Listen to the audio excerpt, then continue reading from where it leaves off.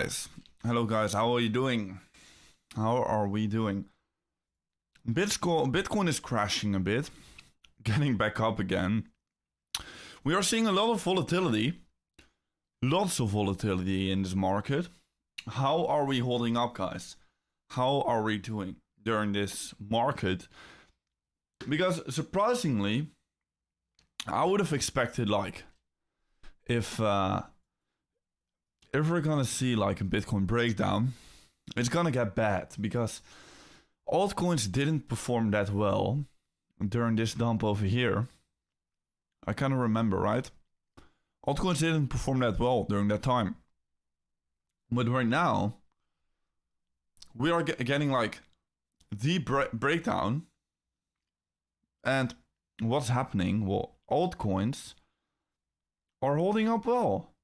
Altcoins are kinda holding up well.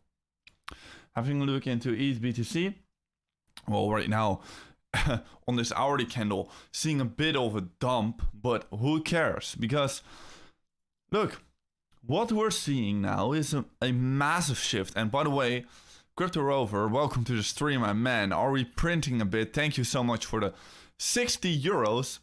Very much appreciated, sir. Let's fucking go. Indeed, let's go. We're doing it. I guess you're also printing, right? You're also printing at this moment because it's crazy. It's literally crazy what's happening. I mean, everything just dumping. Bitcoin's just dumping. But we kind of saw this coming. Not saw this coming, but I didn't see the Bitcoin breakdown coming. I actually honestly expected we are going to break to the upside. But we were positioned well in the market and we were long on altcoins. And what were altcoins doing? Well, altcoins are still up significantly. For example, we've got this perfect Ethereum trade, which by the way, I've added more on yesterday during the stream, live on the stream. I've called in a platinum group yesterday in the stream. And right after that, well, it exploded. What I saw yesterday was crazy. First on Ethereum, we already saw a lot of strength. Then a big, huge dip. Of course, there's going to be a huge unlock. But right now, after that huge dip, we have seen the funding rates literally coming to minus 0.1%. And that is exactly the reason why we need to be locked in during this current market. Because these are the opportunities, guys. I was telling you, be locked in. Really pay attention into the market. Because these opportunities are coming every day in the market. And right now, well, Ethereum 76k in a profit. Just making up for the entire losses. Just from one single trade with only a 30k margin. This is the power that altcoin season can be giving us, and it will be happening a lot more often. So Crypto Rover, welcome to the stream. I think you've also catched this ENA trade, right? I think you've also done very well on ENA because we've been absolutely calling it with ENA. So let me know if you've also been printing with this. Anyways, great to have all of you guys in the stream. Ethereum still holding up very well. I like what I see. Now, maybe one of the major reasons is going to be because really Bitcoin is being sold off. Bitcoin is being sold off, and Ethereum isn't being sold off by these wheels yet. Maybe that's one of the major reasons, you know. I mean, if you're getting Bitcoin selling pressure, you're not getting altcoin selling pressure, but even though this is happening, we have just been seeing a tendency in the market where if Bitcoin is going to be correcting just slightly, altcoins are just crashing. No matter what reason, no matter what's the underlying reason, just every chance that altcoins have been given to see a bit of a sell-off, altcoins have been crashing. Literally. And right now we are seeing a big shift because we could have gotten that opportunity where altcoins could be seeing a crash, but we didn't. Altcoins are holding up pretty well. Now, I've just opened up this chart over here. I don't think anyone else I don't see this chart anywhere else yet on Twitter or anywhere else. Let me know if you already know this chart, guys. But I was just having a look into the Ethereum chart, and it's crazy, the similarities. It's crazy. I will quickly remove the face cam and also the chat. Because here, on the right side, we're having the Bitcoin chart. We are having the Bitcoin chart from last cycle. On the left side, we're having Ethereum of this cycle. It's both on a weekly time frame. I didn't skew anything on that, you know? But the similarities are crazy. In both of the cycles, we actually had a blow off top, a deep bear market correction, then slow recovery back to the upside. We formed a level of resistance, just like we did over here for Bitcoin last cycle. Then we saw a huge dump. First initially a small dump, then a huge dump, then recovery, pretty sharp, fast recovery. After that, we have seen a bit of consolidation at the level of resistance. After breaking that, we saw an insane rally. So let's see if the same thing is going to be happening. I do think it might be pretty likely. The similarities are just there. And let me know if you guys have seen this chart before, because I certainly didn't. It's the first time I myself am seeing this chart. I found it all myself. I've just been staring at this chart and I was thinking like, wow, this actually is looking shockingly similar like Bitcoin during the last cycle. I don't know, guys, if you're also seeing it, but I'm definitely bullish on Ethereum. I'm definitely bullish on altcoins at this moment. All the signals for me are just there.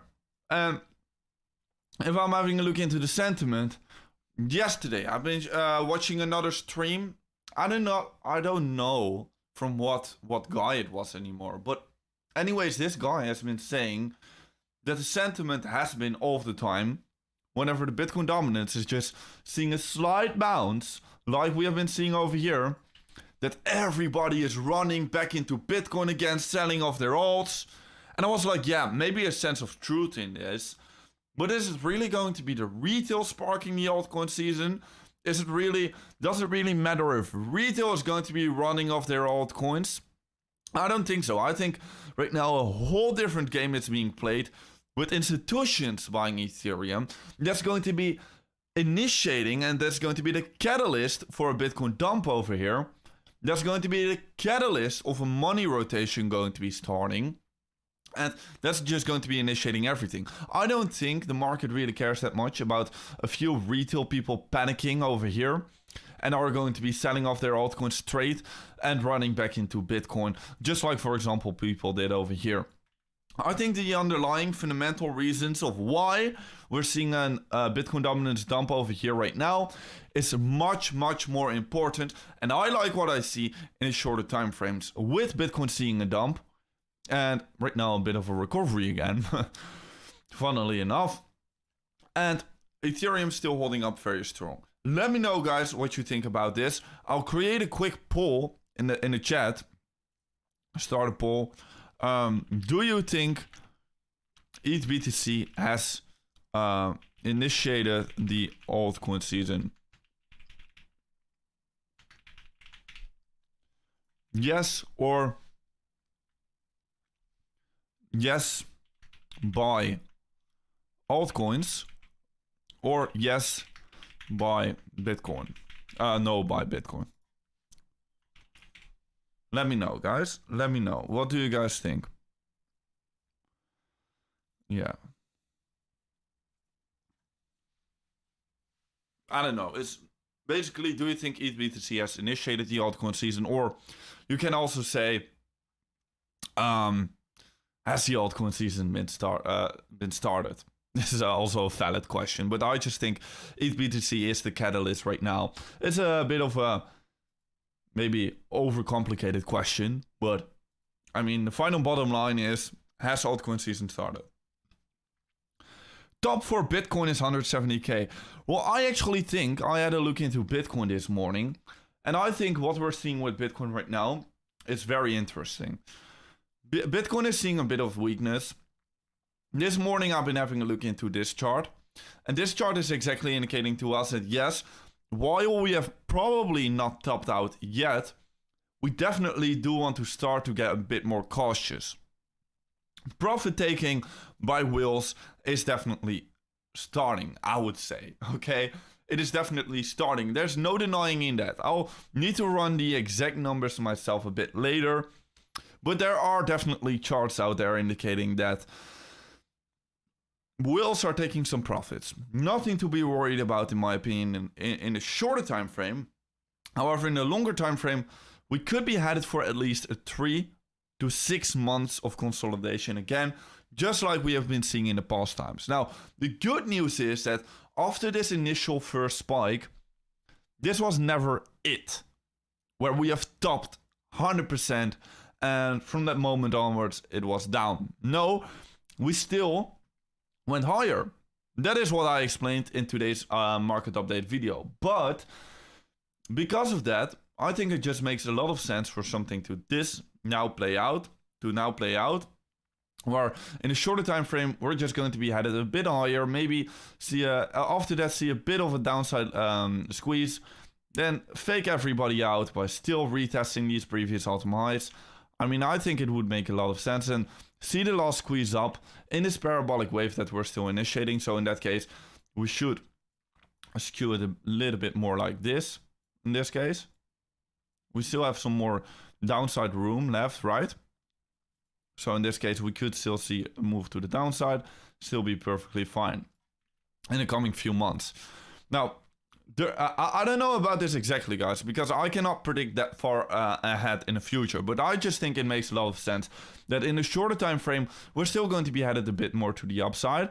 Then we are going to be headed for a bit of a correction. And because this is going to be the last push of the cycle, I think it can be happening a bit quicker than during the previous consolidations, and then move to the upside, create a bearish divergence, and then be headed for a bear market. Let me know your thoughts on that, but I do think that's going to be pretty likely with the current whale selling off, wheels sell-offs that we're seeing. It's completely normal, but I do think we're going to be headed for a bit of a top sooner than most people anticipate. But during this push, during this push over here, I think a real big altcoin season can be getting started. Then during this last push to the upside for Bitcoin, I just think everybody is going to be FOMOing in. So it can happen in like end of October, somewhere around that. October it can still start. Then November the top for Bitcoin, December the top for altcoins, and then headed for a bear market. But during this last push here, the most amount of gains will be made. But right now already, I mean, we can clearly see it, right? We can clearly see it. Ina making 83k in gains with a 30k margin in just under 24 hours. Mind blowing. And all of these opportunities are gonna be appearing a lot more frequently during this last part of the cycle. So guys, be glad that we're finally in the last part of the cycle. Don't be sad because it's almost over. Be glad because we're about to print. I don't know. I kind of wanted that to rhyme, but I couldn't get it to rhyme. How can we make that rhyme? I don't know. Yeah, Powell. I'm also very bullish on Powell. Holding a lot. And it's performing great.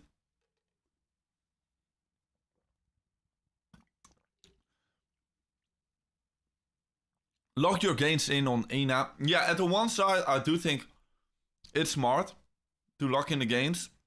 However, to be quite honest, I just see a lot more potential left. Like for everything to explode. Like literally. The Bitcoin dominance is just getting started. Like, do I want to lock in profits now? Or do I want to lock in profits in 2 or 3 months? I don't know. Like, yeah, maybe it's true. Maybe we're gonna get a rejection again. and I can get a better entry again. But I do not really care if I round trip it, so be it, you know, so be it. I don't really care about it. I just care about the 2 to 3 months gains that I think we're gonna see over here. That's what I really care about. Not is there an unlock coming and then that unlock is gonna dump me again. No. Guys, I just want to settle my swing trading positions here. Not some quick short-term profit gains. Swing trading positions. And by the way, I think we're getting a lot of opportunities like that. For example, Sui as well. Right now I'm locked in a 51k margin position with 10x leverage. But it's been performing like somebody in my platinum group has mentioned this, and I think it's a very good naming. Like it's been seeing low volatility candles all over. It's been performing very bad. It's like almost like XRP. XRP almost, right? But Sui has this tendency of being very, very boring for a long time and then all out of nowhere, literally exploding. That is what XRP, for example, also does, you know? And Sui is kind of the same. I think out of nowhere, Sui will literally explode. I think this Sui position is about to make me a lot of money. A lot of money. I'm just gonna hold on to it. Look, I've been saying I do not really care about the short term. I'm just gonna care about the next 2 to 3 months. Because I think the next 2 to 3 months will be absolutely massive. Massive.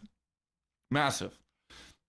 Now also, by the way, I think most of you guys already watched it, but I just want to be discussing this because I found it absolutely hilarious. The live event that Trump yesterday did with Jerome Powell. I think it was absolutely hilarious how that has been going on.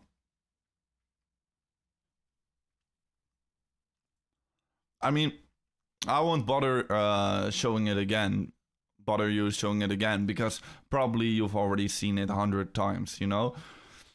But I do think it's actually quite funny. Most of you guys have already seen it.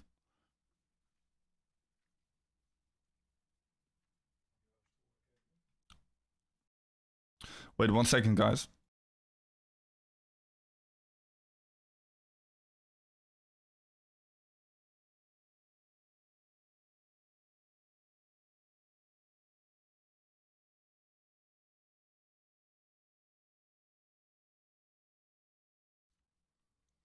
All right.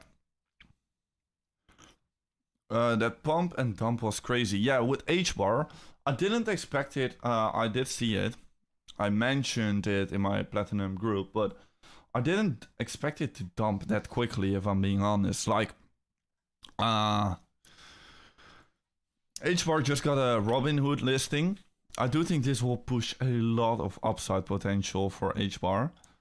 But, yeah, I didn't expect it to pump and dump that quickly. But definitely, H-bar is an interesting one. I think it can definitely pop. However, I'm not gonna long it here. Because for me, it's too risky. Maybe just buy some spot. But yeah, this is like another coin which is just going down, down, down, down, down, down, down, down, down, down, down, down, down, down, and then up, like straight up, you know, straight up, no stops. Just like here, down, down, down, down, down, whole time down, long bear market, and then up, like straight. And I do like that the XRP community is liking this coin so much. And XRP has been performing pretty well. So I just think money is gonna rotate inevitably anytime. How do you see the crypto news about Robinhood? I just saw it on my Zoomer. You've got a pretty few guys you've got to follow on X and then set your notifications for. First, you've got Zoomer.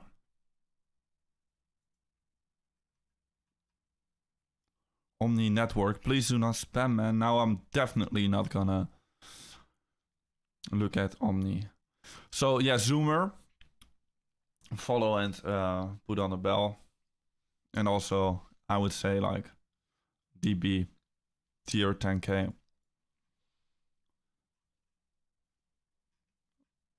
But he hasn't been dropping anything lately.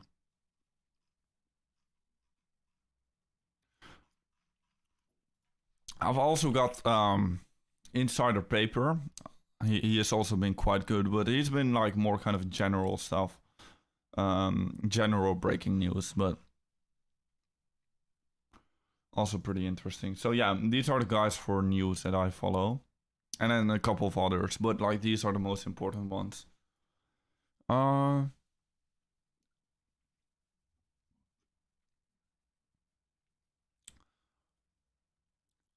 Bitcoin is definitely going up. So yeah, so this is the one thing I still want to talk about. Because there's that chance of the Bitcoin CME gap down below us still going to be getting filled up. It didn't completely get filled up. So we could still see a bit more of downwards momentum. I mean, at this moment, it is kind of a magnet, right? It's like a kind of a magnet pulling the Bitcoin price down. Now, I'm not sure what to tell you about this because I'm already positioned in the market. I think there is going to be still a pretty good chance that we're not even going to be filling it up, leave everyone behind, and go to the upside already. But it's like a magnet. So how I'm going to be approaching it myself is just going to be, I'm already in my trade. However, if we're going to be filling it up, I'm going to be entering some more. I'm going to be buying some more. That's what I personally will be doing. Now, some guys are more comfortable for waiting for the fill. That's completely fine with me. I definitely do not think that's a bad strategy necessarily at this point. At least make sure to get your funds ready in the case that if we do fill it.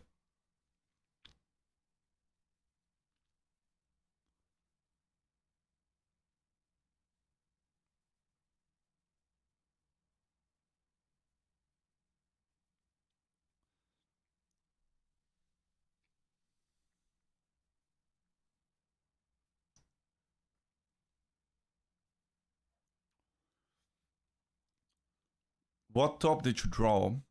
For which chart is it? What top did I draw? Like on this one? It's like not exact, man. It's not exact. It's not exact. Like it's gonna be a range. I don't exactly know that this is gonna play out, you know? It's impossible to know how this exactly going to play out, but this is like a rough estimate, and then I would say around 130 to 150. That's going to be like my range for this bull market. So yeah, let's see how ETH is going to be performing during this stream. ETH is definitely the interesting one. ETH is definitely the interesting one because yeah, some of the altcoins are definitely pumping a lot. But still, the money rotation is just there. People call it however they want. But it's just the money rotation. Altcoin season already started. But money is rotating from Bitcoin into ETH, into large caps, and then into a full-on altcoin season. This is basically the whole process of the altcoin season. And yeah, right now Ethereum is still the most interesting one to watch. And then after Ethereum is done, or close to being done, well, I think all of the money will flow everywhere. Like liquidity will just be pouring in everywhere. It doesn't matter really where you're invested in anymore. I think everything will just be going.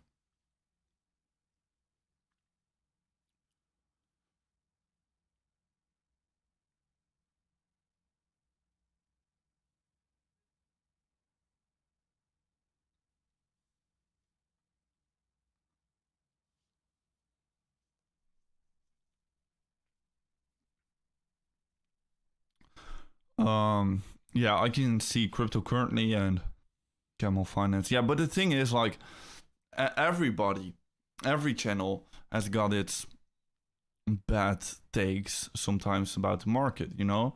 I would argue that even me, maybe sometimes I might have a bad take. Like, nobody is perfect. For example, Camel Finance was super bearish at the point. Because I also follow a lot of other guys, because I just have a look into all of the sources and then I aggregate that into my own, make my own opinions. That's what I do. But for example, Camel Finance was super bearish over here, and yeah, also on the stock market, etc.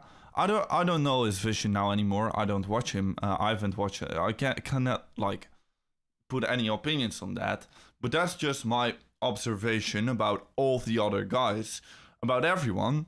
It's not about anyone specific, but just do your own analysis. Just aggregate everything on top of each other, and then make up your own analysis. Then do your own thinking. Think, okay, this signal is right. This signal is wrong. Okay, I get what he means by this. Okay, this is very smart. Oh, this is very stupid. And then make your own analysis. That's what I'm doing, and I would suggest you guys to do the same thing. Do not just blindly copy one guy.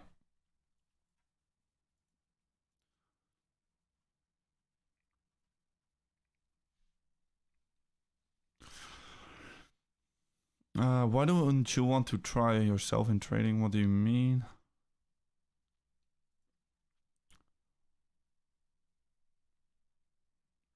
The Bitcoin chart. Yeah, you can't see price, but I can't do anything about it, right? Bitcoin definitely had it a bit lower. I think it might really get interesting once we come close to fill up that gap.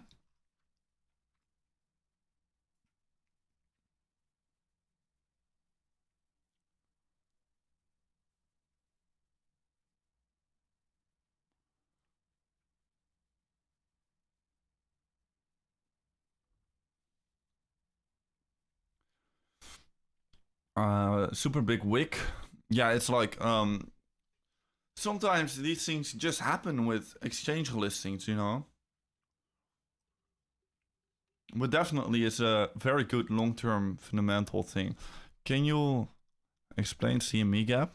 Well, basically, you've got the CME futures chart, and it's not trading for Bitcoin during weekends. And then if you still pump during the normal exchange chart, if you pump to the upside during the weekend, well, then you create this gap for the CME futures chart. And basically 90% of these CME gaps tend to get filled. Why? Because of just consolidation, right? That's usually what happens. For example, we've got a gap over here, still went to the upside, then filled it. We've got a gap over here, still came to the downside, and then filled it. Yeah, basically we're filling pretty much all of the gaps because of consolidation, sideways consolidation, all of the time. But sometimes, whenever you've got a lot of momentum, you just don't fill it simply for a couple of months. For example, we still have this one open. We still have this one open right now. I do think it's pretty likely we're about to fill it now. But for example, as well, we've got one open at 9.6k. Right over here. Let's zoom in, because otherwise some people will not believe it. This one never got filled. Oh, this one never got filled. Here, this one. So yeah, most of the times they get filled. Why? Because of just sideways consolidation. Most of the times, whenever you've got a certain price level, Bitcoin always comes back eventually to that price level.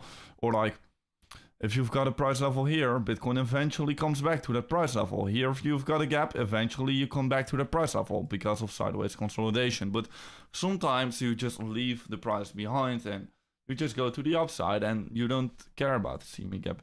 Now, some people think it's a magical calculated thing. I don't really agree with that. I do think that fundamentally a lot of traders have a look into it, so it does act like a bit of a magnet.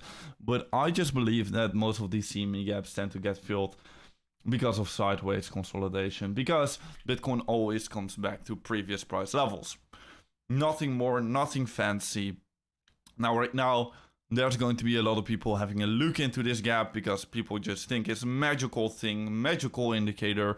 It always happens, not 99% of the time, but most of the time it's just because of sideways moving markets.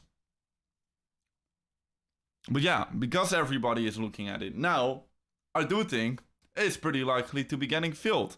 But just in case, if we're seeing a lot of upside momentum, people will not really care about it. For example, if we saw this breakout to the upside, people will not really care about this CME gap down below over here anymore, just like people will not really care about this CME gap over here.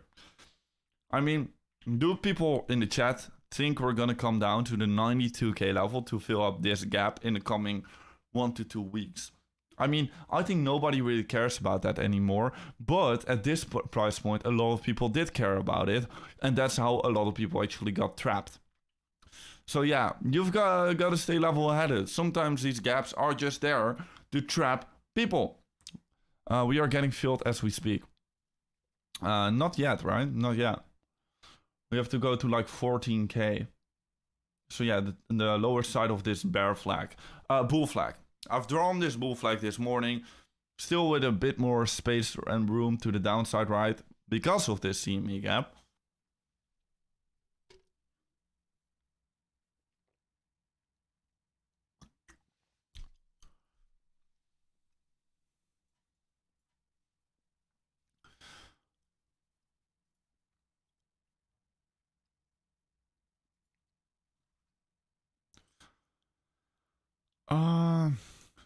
Grab a beer in a...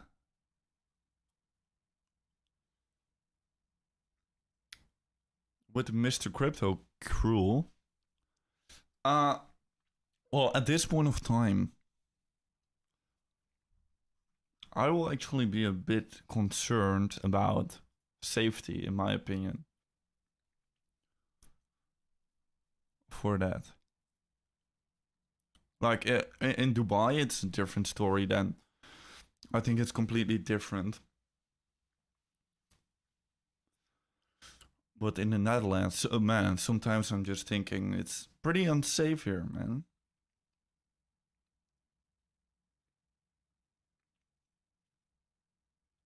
Now, Netherlands is still kind of relatively towards some other places in Europe.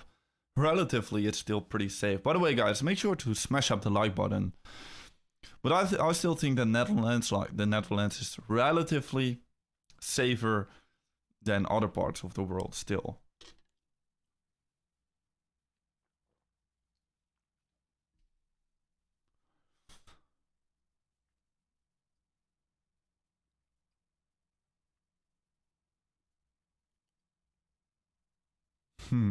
By the airport, you can get a lot of beer, man, in Dubai. A lot of places.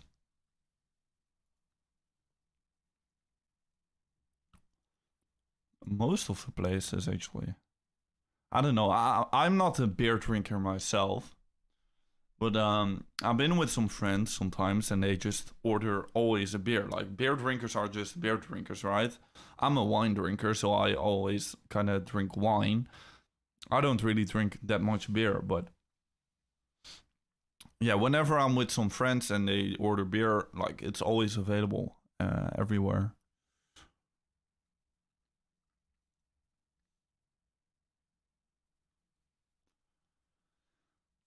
What do you think most probable outcome on July the 30th? I think, if I'm being honest, like, the probability is pretty damn high, in my personal opinion, for a very bullish outcome. That's my personal opinion. Now, as I always say, just go off with the worst, so it can always get better. Okay? Maybe they're going to be extending it. I don't know if that's even possible at this point, but I think it will get crazy, in my personal opinion. I think Trump is literally about to do something crazy, and also is gonna accumulate some altcoins. Let's see in what budget-friendly, neutral way, right?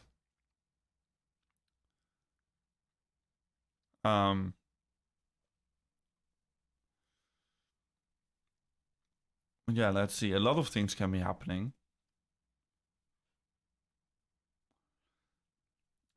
When do you think the bull market? Oh man, we are already in a bull run, right? Sometimes I will say like, again, like during this, on my videos, like the bull run starts now and it's about to happen now. But realistically, we have already been in a bull market since the end of 2022, 2023 beginning, right? I don't know the exact date. Yeah, end of 2022, beginning of 2023. We've already been in the bull market, so maybe for the altcoins not yet. If you mean like when is all season gonna start, well, I think also literally about now. I think we're getting our final best entries in the market about now. That's what I think. I think once we break really this level of resistance here, well, then it's over. Then it's over. I think then there's literally no going back. And then that's really maybe going to be more importantly, a more important break than this trend line over here that we've got. I've been hammering this trend line level of resistance so many times. I've been saying so many times this is the level to break. But I think even this level is going to be even more important. Once this one breaks, it's going exponential, I think. We're about to see the exponential gains. Sick of this downwards price action. I mean, it's kind of crazy if you think about it, right? Because look at what price action we've been getting to the upside. Look at how far we've come to the upside. It's kind of crazy, right? How much bullish price action we've been seeing. And then I'm seeing the sentiment being also on X and everywhere. Pretty much, I'm tired of the consolidation. Well, over like downwards price action, it only feels like getting tired and getting depressed by this downwards price action only because we are right now used to this price action here, which is not normal. We're only seeing this once a week in every 3 months or something like that. It's not normal to see this price action, and right now people are just getting used to it and they're saying, oh, I'm tired of this sideways consolidation here. But if realistically we're having a look into what's happening here, well, we have been doing so as well right before we exploded here. Like, people over here weren't saying either like, I'm tired of this downwards price action. No, people were actually bearish during this stage, but still, like, it's like a whole different thing right now. People are just, their minds are just wired a bit different because they're used to this insane price action. And right now, it's boring price action, I agree. But it's only because we're used to the exciting price action of the last few weeks. Let's see what Bitcoin is doing.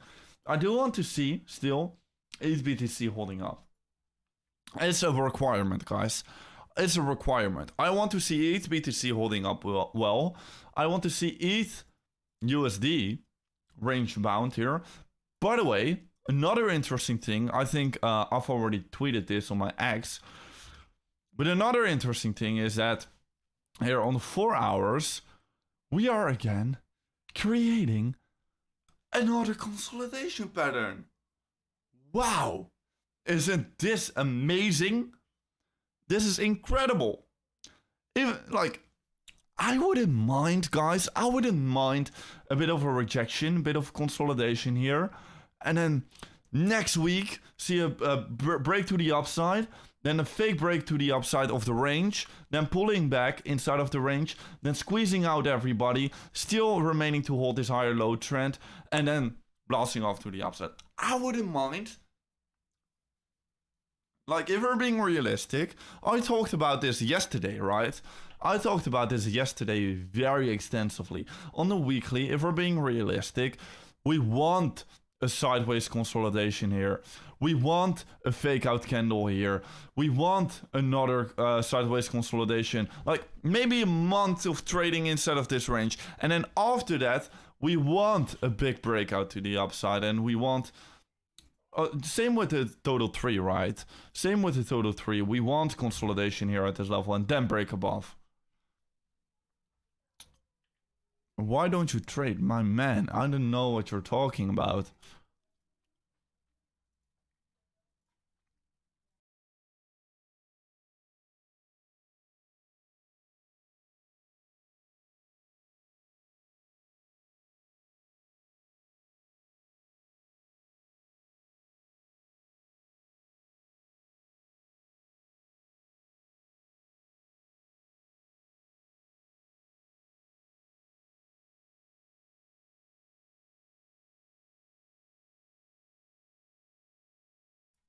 All right.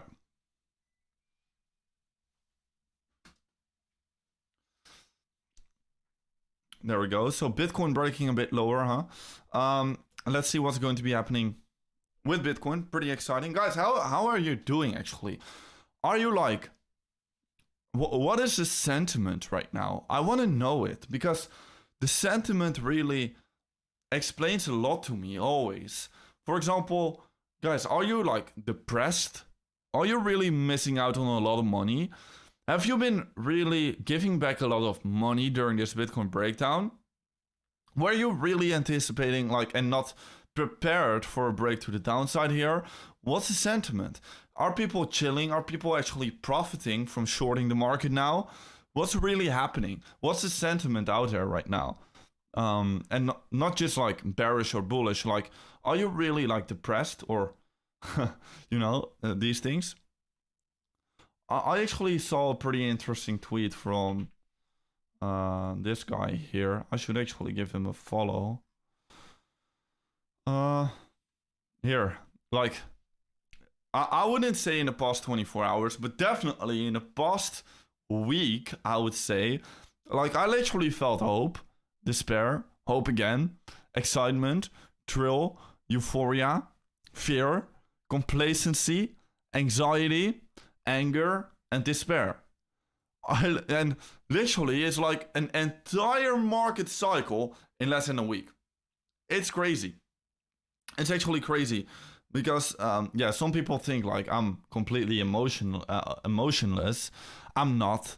I also still just feel emotions, but I know how to act on my emotions accordingly. I don't think anybody can ever like get rid of their emotions in the market, you know, and then just don't feel anything about any price action anymore. I don't think anybody can ever do that.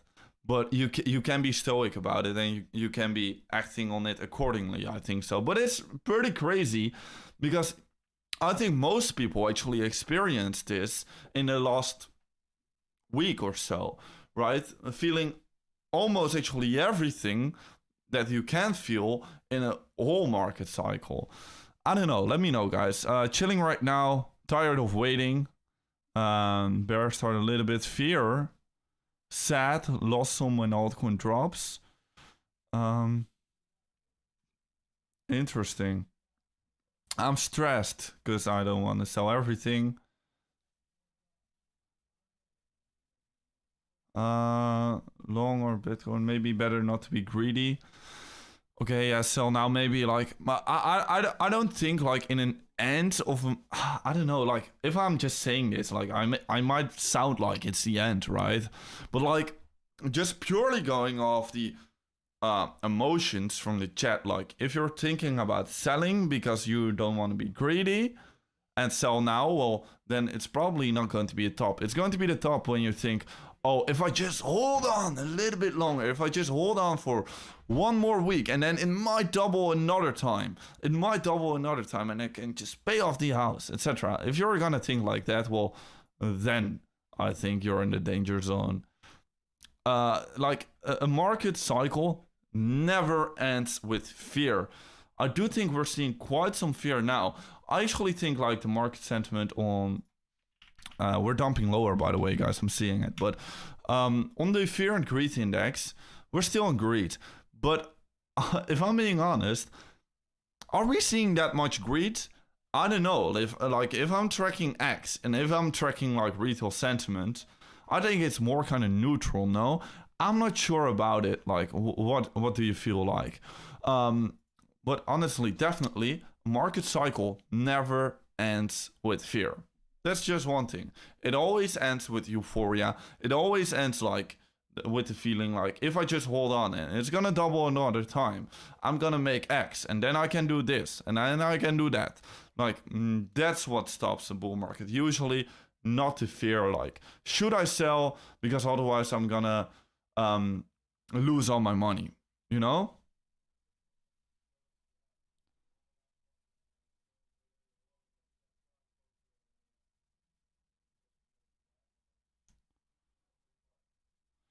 I'm bullish, but really chilling and waiting with positions. All right. Yeah, it's kind of the same for me. But I'm not. Yeah, I'm also kind of waiting for some positions.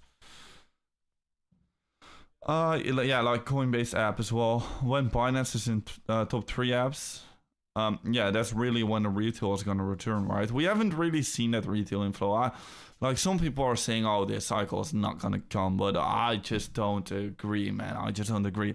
Like, I mean, the big players are just playing the game different, right? They're paying these media companies to publish all of the news, and then retail comes inevitably. Whenever the big guys think it's time to sell and offload their bags, they'll just create a hype. They will create the hype, right? That's just what happens in the big leagues.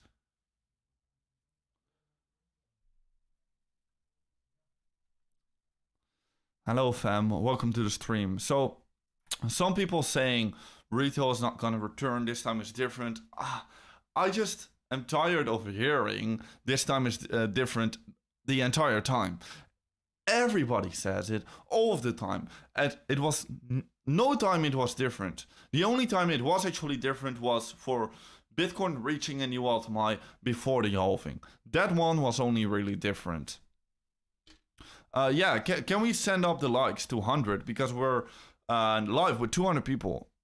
That's absolutely crazy. We're seeing a very low amount of likes. That's not good.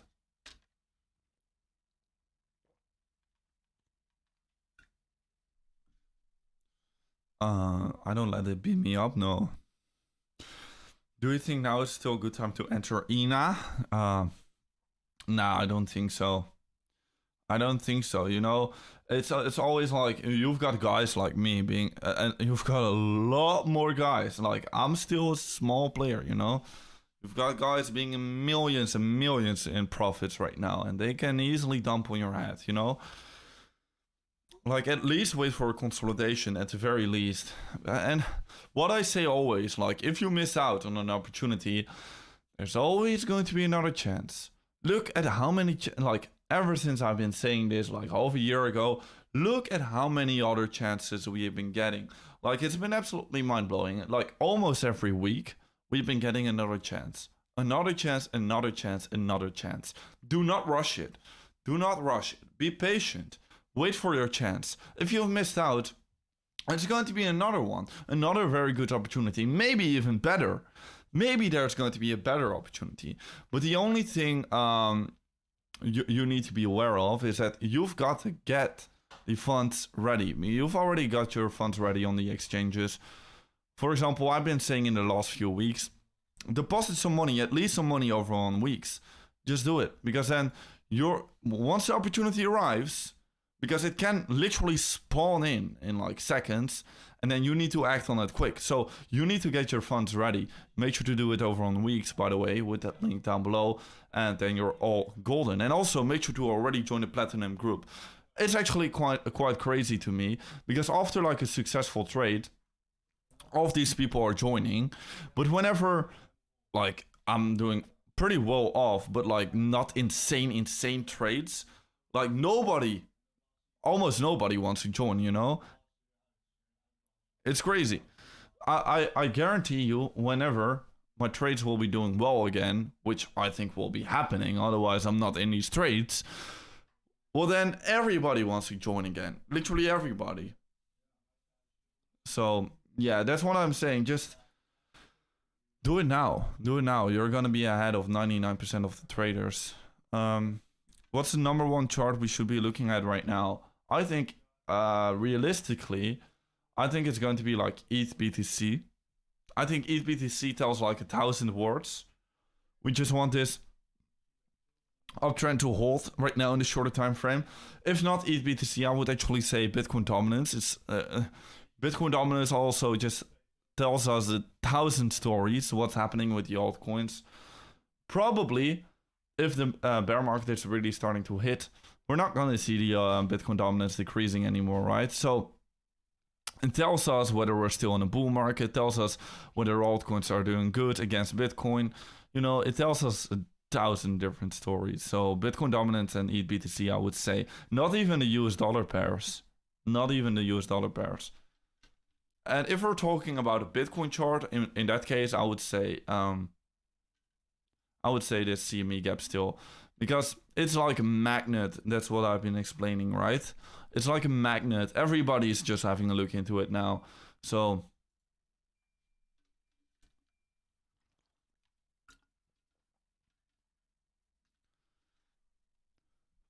do you think buying SUI right now is good? Yeah, I actually do think so. I'm myself as well in this 50k US dollar position with 10x leverage. Right now you're getting a better entry than me. I'm 12k in a loss, 13k in a loss. Like, of course, no financial advice as always, but like, you're getting a better entry as me, quite literally. I'm bullish on SUI. I have it both for my long term and I also like portfolio in my spot. And I've also got this one trade. This is a good comedy channel. I've actually seen this comment also in my video, today. It's actually hilarious because these comments are actually quite funny. Somebody told me I'm just going to this channel for to laugh, you know, to have fun. But I'm like, okay, yeah, maybe you're having fun, but I'm making money, you know. I'm not in here to be funny, you know, to make a laugh, to make to be funny, you know. Yeah, just block this guy. No, I think it's actually quite hilarious myself, because like in the end of the day, the numbers don't lie, you know. Can I make $1 million out of 100k? Yeah, like, man, people are doing it all of the time. There's literally people that are turning this entire bull market, like 5k into millions. You've just got to be like having a bit of conviction, I would say. And you've also got to believe a bit in yourself. And then some people just find an edge in the market out of nowhere overnight and then milk that edge out. Like, literally, there are people doing it every single day. You couldn't even imagine. So yeah, 100%, but it just depends on your risk tolerance. Are you gonna make 100k, $1 million out of 100k? If you're just gonna buy and hold Bitcoin, probably you won't, you know. But it just depends on how much effort you want to take, how much risk you want to put in. There's people doing it all the time, but it just depends on how you're going to be playing it.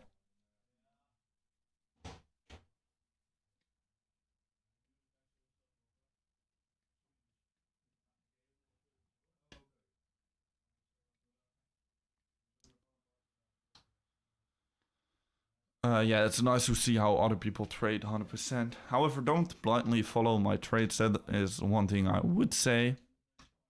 As always, do not follow anyone blindly.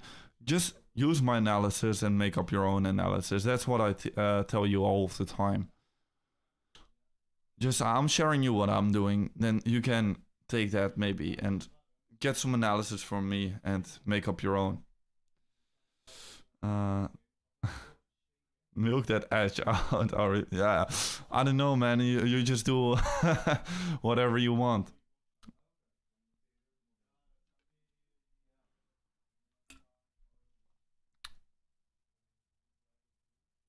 Thoughts on Hetera H-bar? Well, I kind of like it. Like, never fade the momentum, never fade the trend.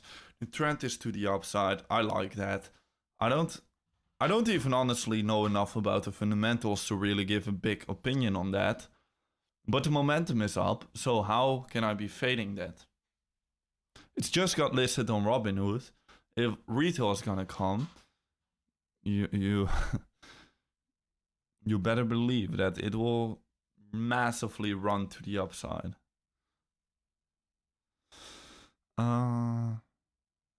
Yeah, for sure. You've been trading for 30 years. That's insane. That's insane. What's the level to consider for the CME gap close? Like 114k. 114k. Check ETH. What is it doing? Is it dumping? Oh, it's crashing. It's crazy. But more importantly, what's ETH BTC doing? Like, it's still kind of holding up. It's holding up. It's still in an uptrend.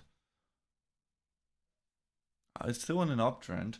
I've been sharing this. I think Ethereum against USDT is trading in this symmetrical triangle over here.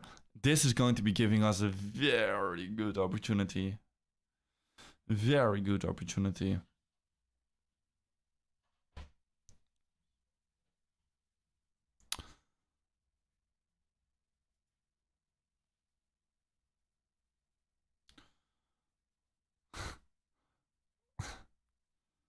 Have you ever practiced opening both short and long on one position? No, I don't. Yeah, I've done it in the past, but I don't really like that approach because, like, I've really been succeeding a lot with having conviction into my game plan, and then you don't have that conviction by hatching, you know? Like, it shows a lack of conviction placing in a hatch, in my opinion. So, for example, a lot of people this bull market, what they've been doing, or like the past 3 to 6 months, what they've been doing is, for example, long Bitcoin, short Ethereum.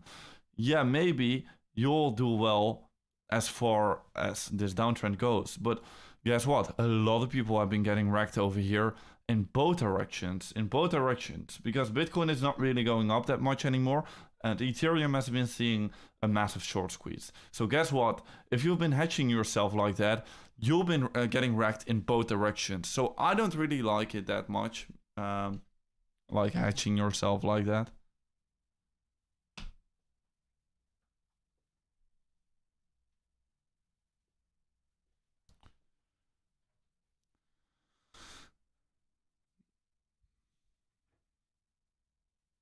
Bitcoin is forming a rising wedge. Like, I think you were talking about the weekly or so, right? Here. Like over here. Yeah, I would agree, but I think it can just extend a little bit higher. You know, that doesn't need to stop here. Even though you're getting all of these bearish signals, like, you don't... People don't really realize how many people got wrecked because of this bearish divergence here. Or like... So many people have been getting wrecked over here because of this bearish divergence. Even before that, like, which one am I talking about? I'm trying to find it. I think there was one before, like at these levels here, people were thinking it was the top. But anyways, yeah, you're seeing bearish signals all of the time in bull markets. It happens all of the time. In the end of the day, like, just ride the trend and be careful, be vigilant on bearish signals. Whenever these bearish signals are coming, there's going to be the moment to scale out.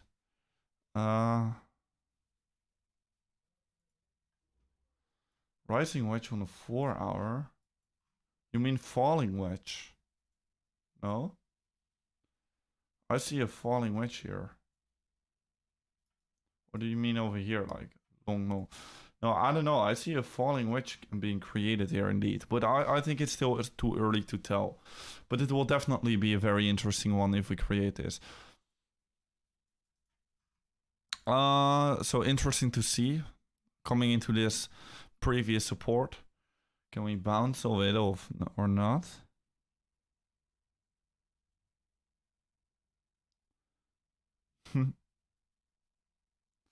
No, guys, support and resistance does not exist.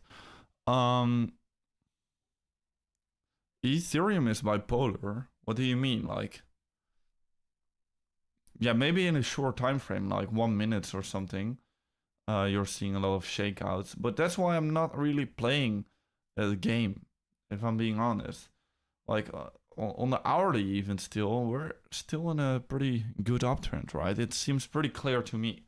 If you've been following me, like, not following me, but like listening, seeing my analysis, you know, then you should have known that I think Ethereum is going to be range bound over here for like at least the coming week. And right now we're developing a clear, very nice pattern. So yeah, I like what I see. I like what I see on ETH.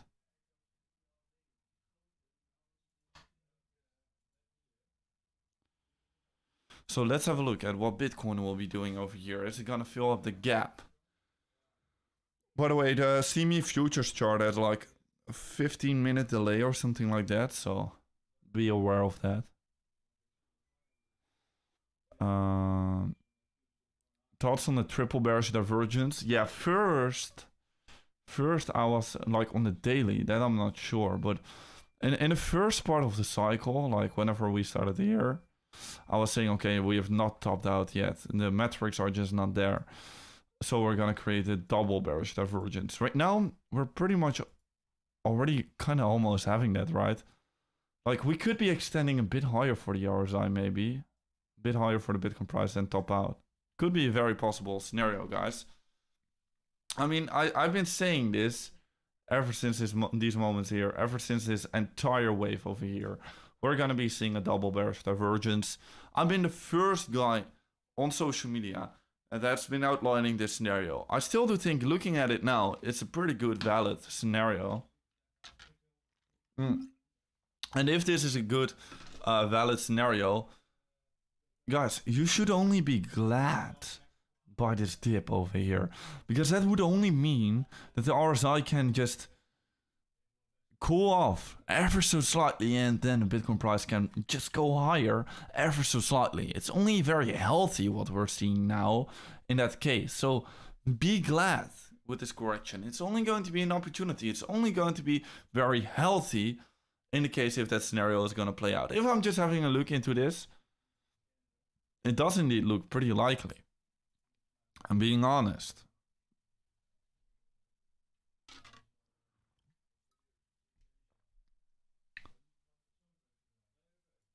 Like if you would just approach it like this.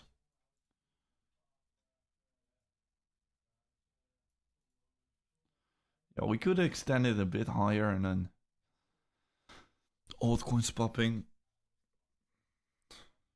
Do you have an opinion about Fed? Well, it's just very, very surprising that all of the time, whenever I see retail flowing in, they're always buying VeChain. Always.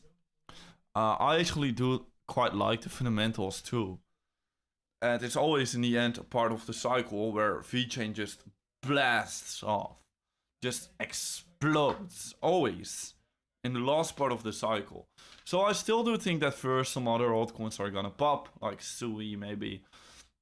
You know, so I do think we can maximize the returns from the money rotation, but definitely if we're coming to that last part of the cycle, I think VeChain will definitely explode. When do you think Ethereum can break this sideways pattern? So like I've been saying, I think most likely what we're gonna do over here is just be range bound for a little longer than most people expect. Then break this to the upside, everyone getting bullish, then get a massive rejection. Like, this would be possible, you know? This is possible. This would be a correction of mine, like, it could even extend until a year. Minus 15%. You know how many people would get shaken out and get fearful? Then recover it slowly, and then I'll move to the upside and break. You know, I would, like, if we're having a look into this on the weekly, here, this would be 1, 2, 3, maybe more weeks. 3 more weeks. So then really break out to the upside. I would give it about a month of total consolidation inside of this range. So yeah, about here. then really break it to the upside. So like beginning of August, maybe I would say.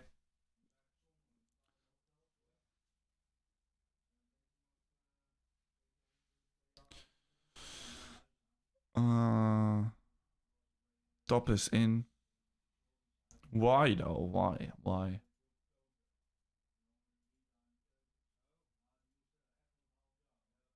I mean, I've been seeing a lot of people calling tops when the top was never in. A lot of people have been doing it, man.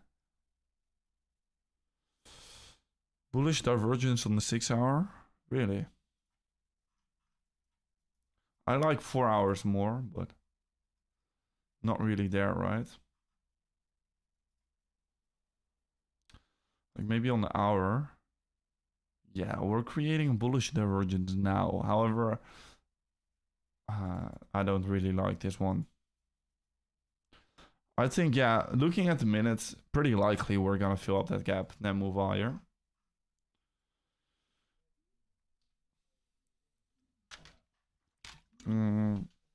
Bitcoin dominance 1 hour time frame showing falling wedge.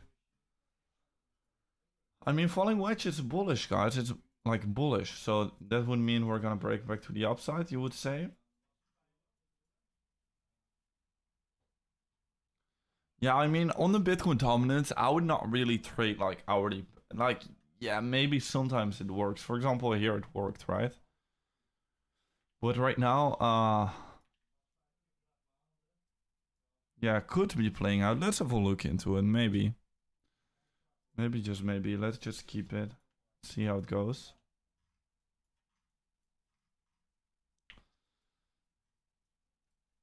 Maybe, just maybe. For example, we've also kind of got one here, right? Like bull flag.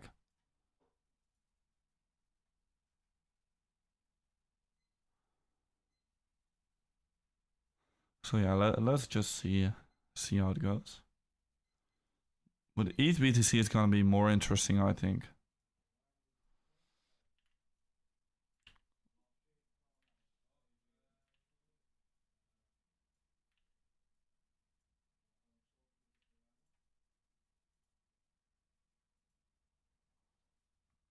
This is gonna be more interesting. 95k euro, all right. For ETH. Like depends. Like if we're having a look into the weeklies, I mean you're quite literally buying almost into resistance. But then at the other side, like if you really have the conviction on like an altcoin season, you're buying literally in the beginning. So it depends. Like what are you looking at into? Like where do you have conviction into?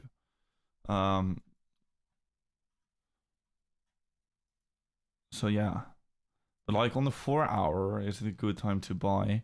I would say maybe this support or maybe this support here, this range.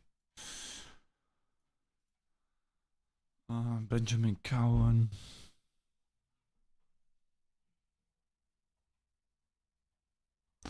Yeah, I don't really agree with everything anybody says.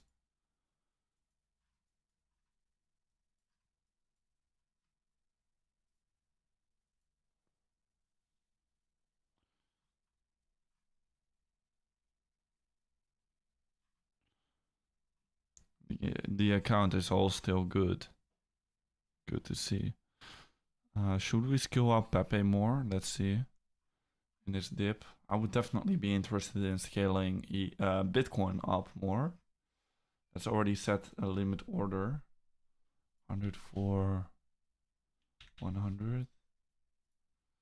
There we go.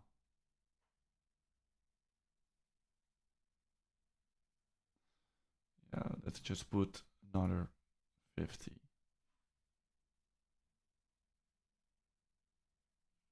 There we go. That's about it, right?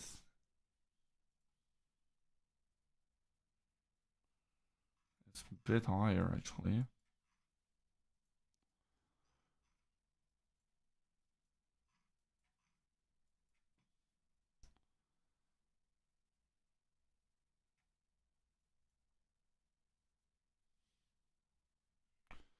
The close was, yeah, 1114 and $60.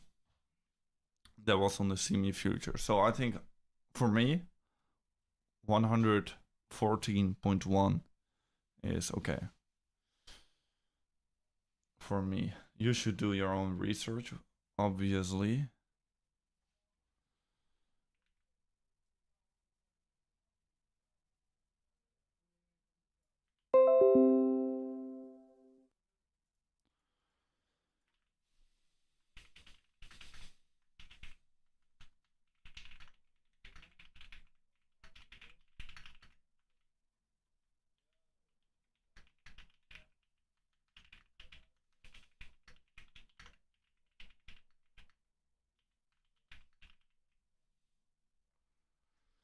There we go. Got that one covered.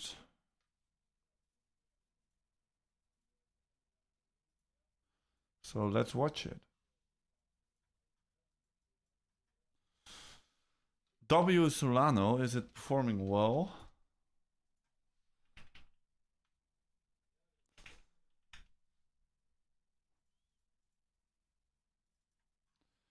Yeah, I don't really like, it's not bad.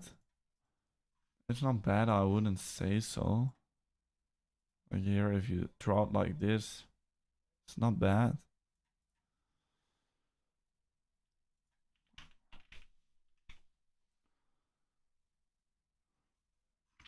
Let's see, for alts, it's also gonna be kind of crucial moment, you know?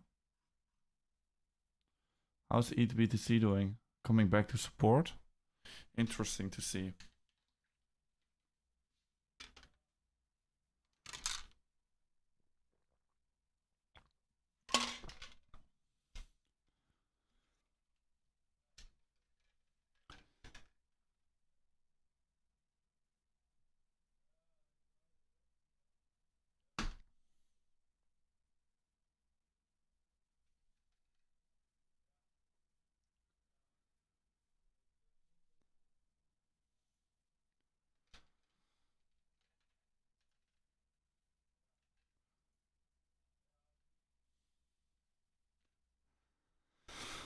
Would you consider buying more XRP?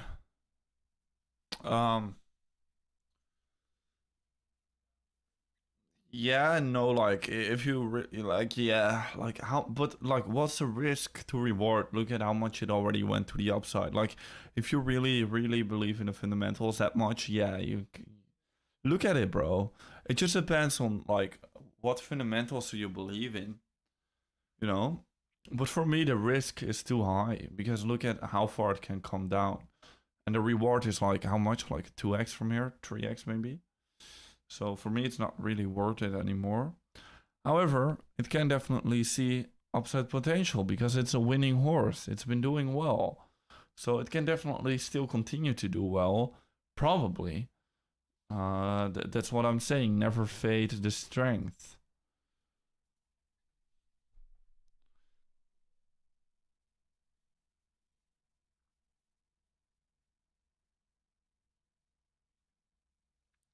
How much creatine do you take daily, bro? Right now in the Netherlands, like literally nothing.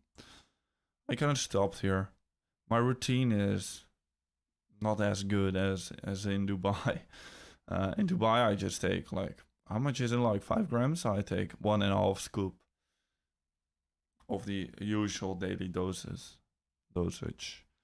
But yeah, 5 grams, sometimes like 7 or 8. So probably because more creatine cannot hurt. Like if you drink enough water, it cannot hurt. Like obviously, I don't think doing 15 or 20 is good because then your kidneys will need to do a lot of work.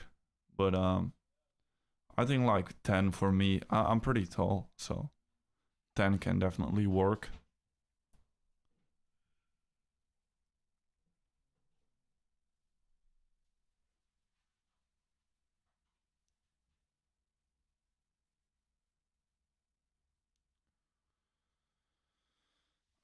It will be going down to 114.5. Well, we're kind of holding on to the last level of support, like literally the previous lows, right? How's Chainlink looking to you? It's kind of the same like XRP. Like for Chainlink, I really like the fundamentals. However, the risk to reward is not worth it for me. I mean, what's the potential upside? I'm targeting like previous all-time highs, right? Previous all-time highs, and that's like 50% up.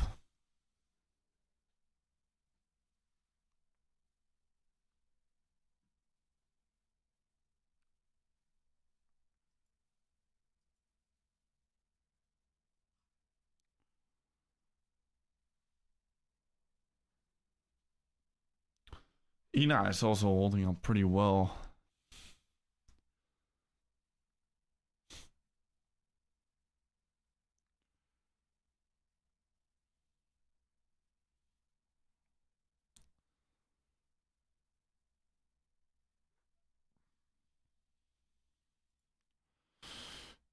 Doing pretty good.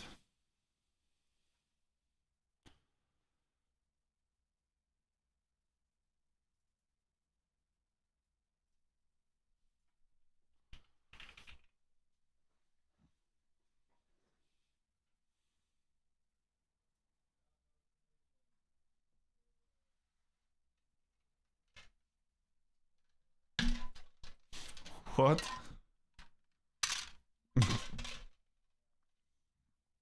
What are you talking about, man?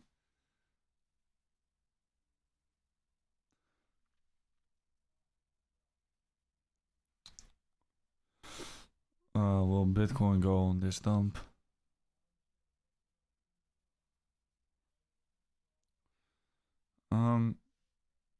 Well, I think it can go as low as the CME gap filling, probably. That's like, in my opinion, really. After that, I'm just thinking a bounce. Like, of course, it could go lower. That's the thing. Like, if I'm saying CME gap filling and then up, like, you don't know this, you know? You don't know. If I'm gonna say that and it goes lower, everybody is like, haha, I told you it's gonna come down lower. Like, but for me, my calculations or like my odds are leaning more to the upside. So that's the thing. So what are the whales doing? Yeah, they have been selling off. They've been selling off.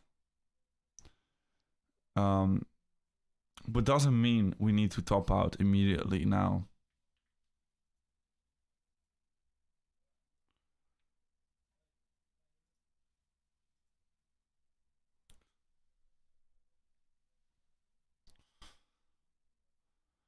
Hit the like button. Yeah, man. We've just got 97 now. We can easily push it above the 100. Easy. Light work.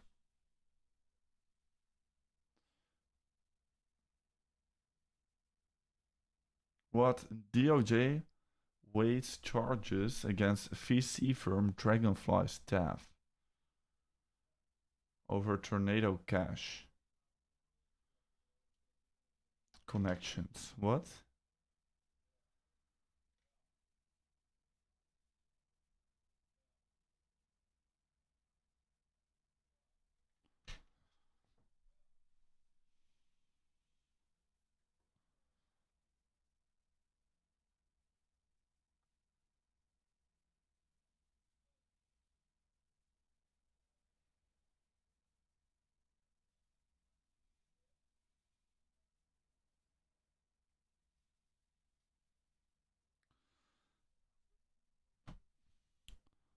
Bro, I don't get what you're all saying, man. You just keep.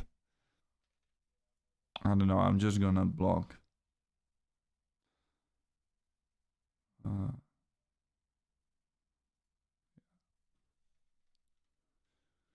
um, 114 point. 100. Yeah, yeah, it's correct. 114, and then $60.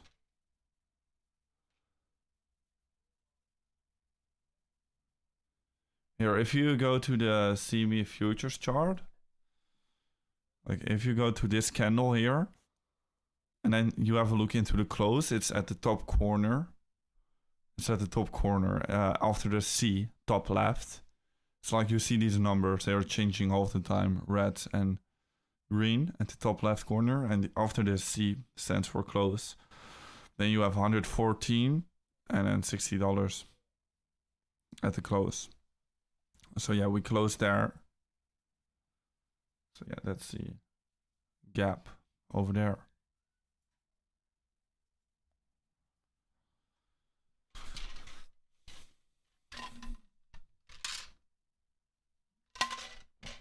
XRP is crashing hard. Really?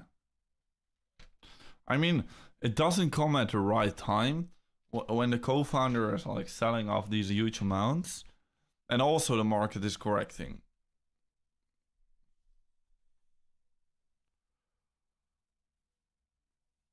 Big upsides in your opinion, say Sui. Yeah, however, say and WorldCoin, I don't have the huge majority of my portfolio in.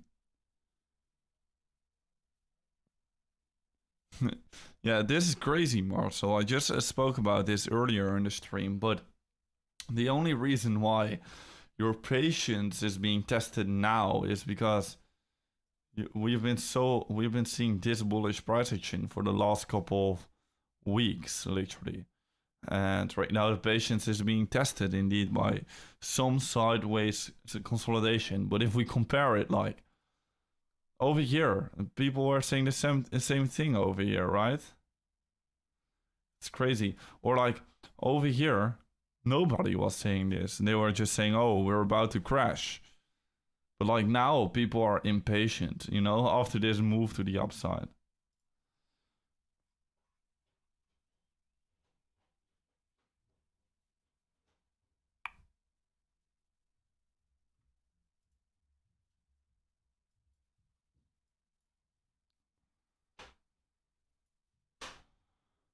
Ray and Arkham. Now I'm not so bullish. Like I'm generally bullish on every altcoin. I just think there's better ones out there, and worse ones. You know. But yeah, these are like two where I'm maybe a little bit less bullish on. I would say, but generally, no, I'm not bearish at all. Like, let's see if we hold the uptrend. The uptrend. Let's see. Will be an interesting one now.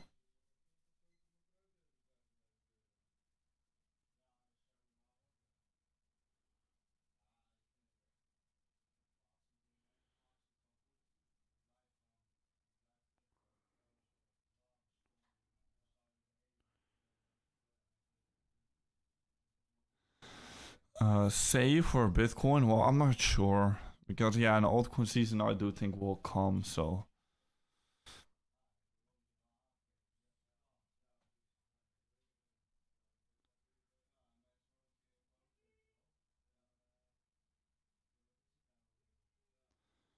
Yeah, Marcel, like, in the end of the day, if you're sitting at a big loss, like, just manage your risk better, I would say. Just play the game a bit different.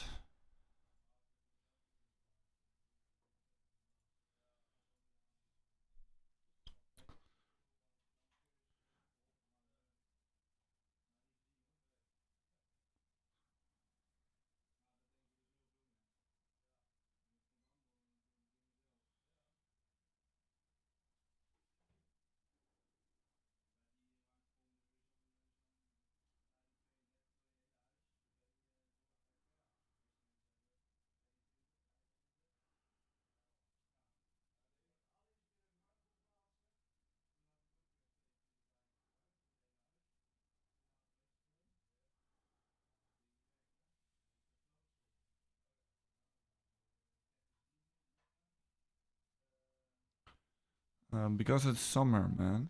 Because it's summer. 115, alright.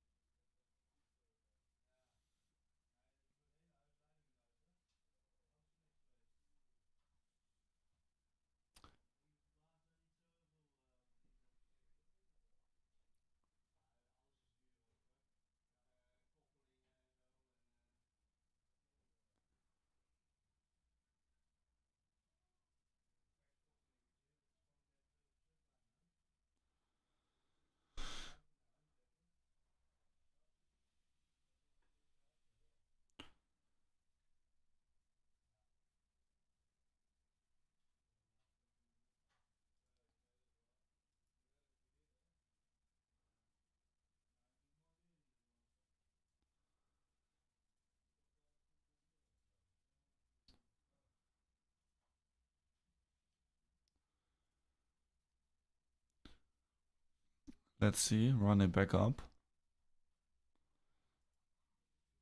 I don't know. I mean,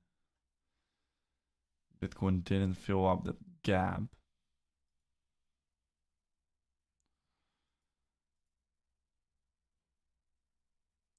It wouldn't hurt for ETH-BTC to start bouncing a bit.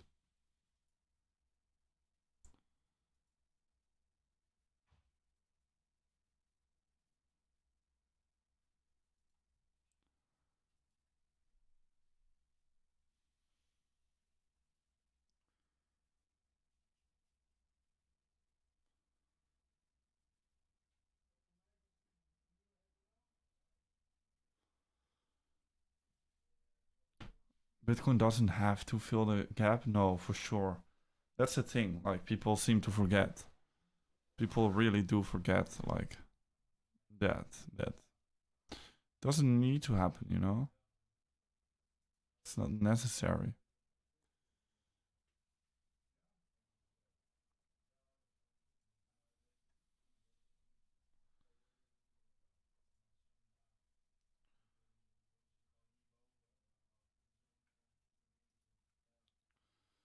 Pounds.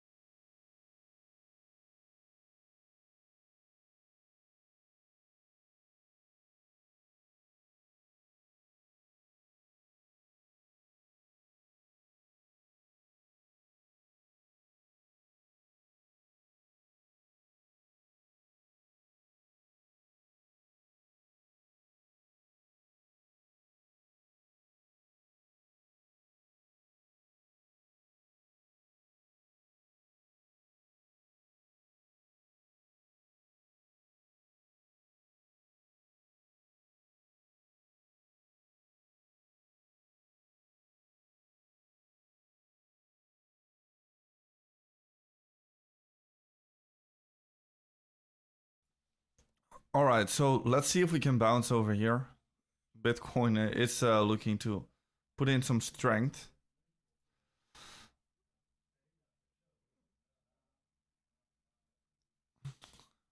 But really interesting to see what ETH will be doing. If I'm being honest, like, yeah, even though Bitcoin might be filling up the gap, I would still like to see strength against Bitcoin.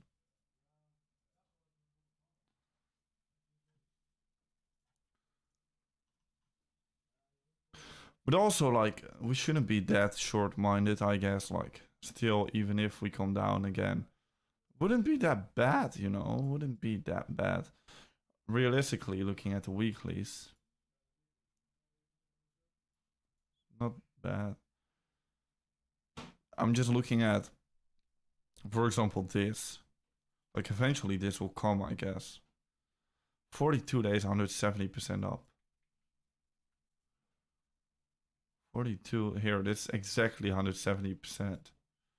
It's crazy. Like, eventually something like that's it's gonna happen. I mean, I'm at least prepared for it, you know? TRX. You're spamming, man. You're spamming. Let's have a quick look, but please don't spam. Yeah, it's just keep going. It keeps going parabolic. There's nothing else to say about it. Like, what else to say?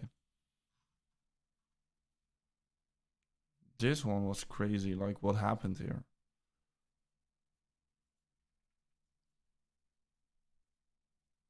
I don't remember.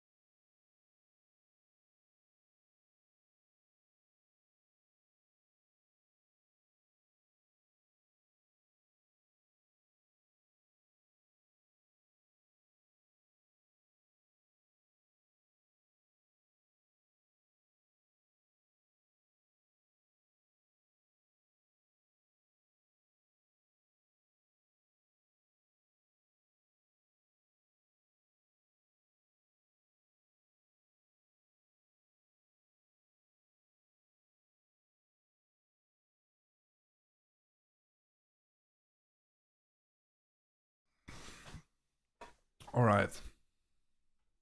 All right, we're back. Just had to do a little thing. The market has been doing nothing pretty much. Let's have a look at ETH. Yeah, ETH also just consolidating here. That's good. That's good. Hope your guys are all okay still. Yeah, I'm okay. How low do you think we'll go? Well, we can go as low as filling up the gap, of course, below. But like I'm generally bullish here. I do not want to be bearish here. So I don't really think we're gonna go below that CME gap. If I'm being honest, you know? Like really having a look into the weekly, realistically. Like analyzing it. What's the lowest we can go? Well, in my opinion, maybe in these previous levels here, 111, 112, you know? But do I really realistically think we're gonna come that low right now? I don't think so. I don't think so. We've been in a... Alright, technically, like 9% it could be possible. Are we still gonna hold some market structure? Maybe on the log. I mean, technically, look, here it's also been happening, right? Technically, it wouldn't be that unreasonable.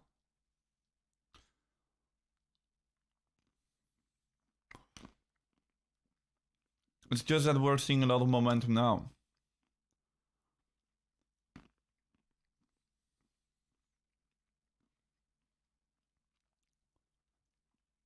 Because minus 15% corrections are pretty normal. We can even kind of see it in one straight line. For example, right here, we've seen it too. But before that, over here, for example, also minus 16. Over here, minus 20.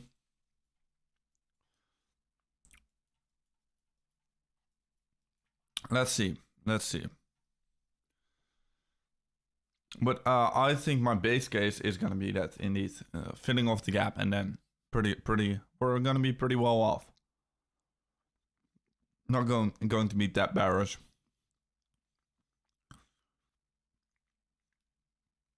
Do you think also we'll just keep bleeding? Well, keep bleeding? What do you mean? In the next couple of weeks? What do you mean? Like this is the crazy thing to me. Like, what do you mean? Like, is this keep bleeding? Is this bleeding? Like, or are you talking about this here, this stage here? And then for the next weeks, we're gonna keep this downtrend. Well, I don't know what you mean exactly with bleeding. But I've been saying this multiple times already. Like, I think people are getting this misconception of that we're bleeding now and that we're crashing and we're like that bad off. But realistically, we're actually still doing quite well. It's not that bad if we're being honest. When will we fill the CME gap? Everyone will go long. Yeah, that's a good honest thought about, but at the same time, you need to realize as well. I've seen it happening a lot, where everybody is calling for a CME gap. Eventually, we will fill it. The market is generally very bullish, and once we fill it, we just go off to the races and just see a big bounce. I've seen it many times.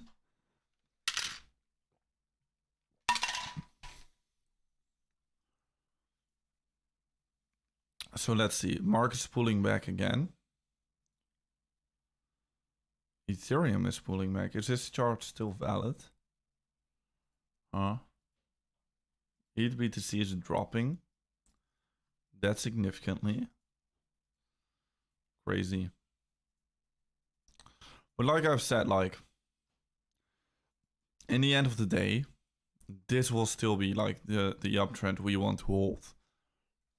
It's not gonna be like an extended super parabolic trend line over here, in my opinion. This is really going to be the level we need to hold, not any other level.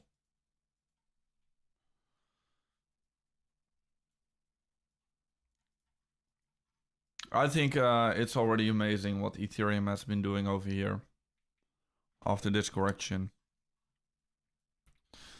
Bitcoin barely fills CME gaps. Well, that's not true. 90% gets filled. 90% of these CME gaps tend to get filled. However, it just depends, right? Some of them do not get filled. Like, if they do not get filled,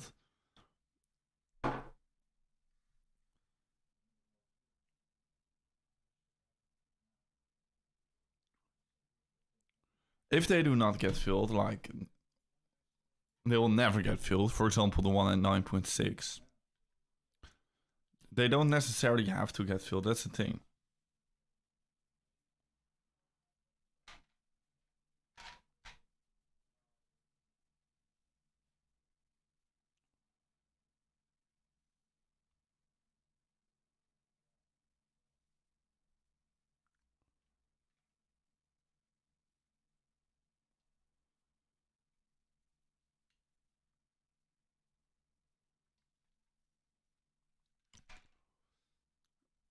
A theory works until it doesn't.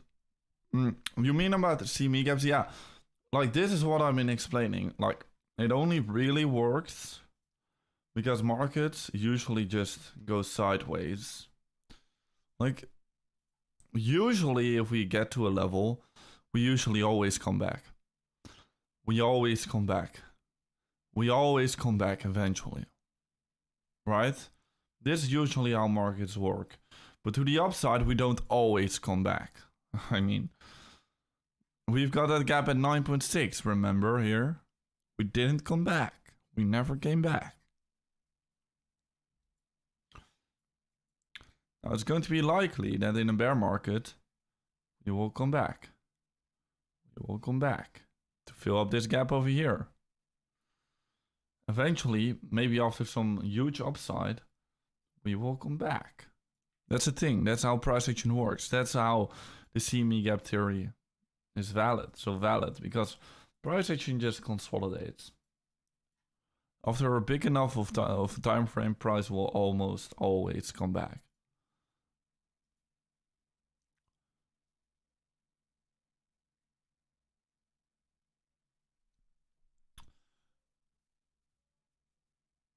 The chart right now is giving me a headache. What chart? Is it Ethereum now or is it any other chart? There's some text going on. In the group.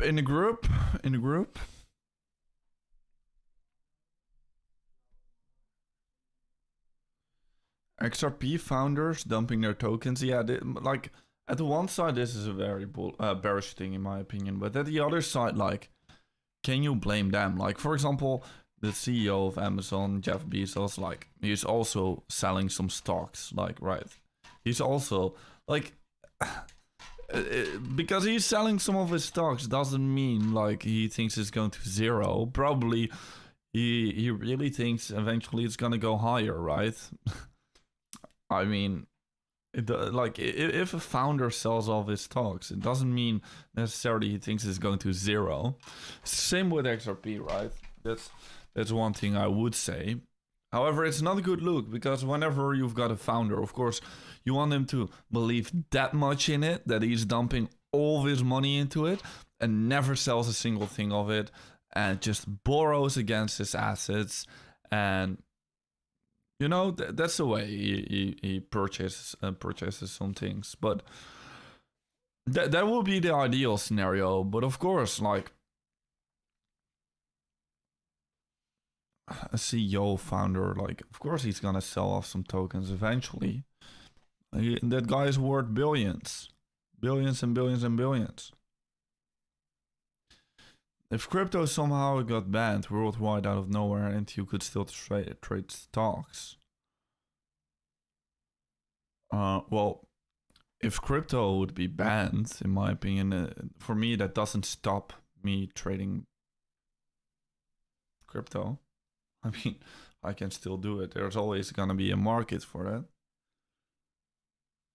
Or like there's always gonna be like another, like it's more like if crypto would go to zero, then you've got no chance. Like then it's over, you know? Also, if it would get banned everywhere, like I do think like eventually Bitcoin would recover, right? Because nobody can truly ban Bitcoin. That's the thing. Like nobody can stop somebody to run a miner, Bitcoin miner. Nobody can stop anyone to put in a Bitcoin transaction on the blockchain explorer or set up your own wallet with a ledger. Nobody can stop that. But like, so I think Bitcoin, with it being banned everywhere, it will still exist, you know, it will still trade very well off. But like, if you would say if crypto would fall to literally zero, yeah, I think I've got an edge in trading now. I think like I can make it work and succeed in every market. However, I just think like the forex or stock market is just gonna be a bit harder, man. I truly think, I really think it's gonna be a lot harder. You've really got to find yourself a different kind of edge, because in crypto it's easier to find an edge, to know what the market's doing, because you've got all of this public data. ETH is dipping, so it's easier to find an edge in crypto, I would say. It doesn't mean that in stocks it's not possible. It's definitely possible. ETH is coming back to this support now.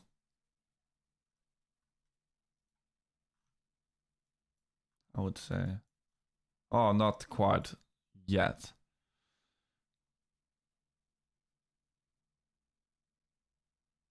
Something like this support here.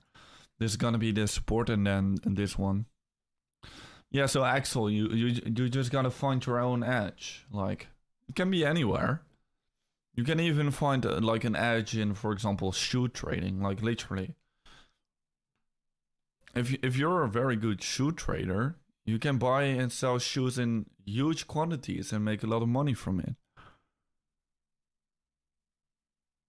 That's like, there's always like a market for trading assets or commodities or stocks or forex. Like, it's always gonna be a market for that. Doesn't matter what. Truly, I'm just trading wherever I think I've got the greatest edge. That's the thing. Yeah, much harder, but it's not impossible, you know. Maybe I just gotta put some more time into it. And I'm very sure that if I just learn it very hard, I'm 100% sure I'll be able to do it, like, as well as I can do crypto.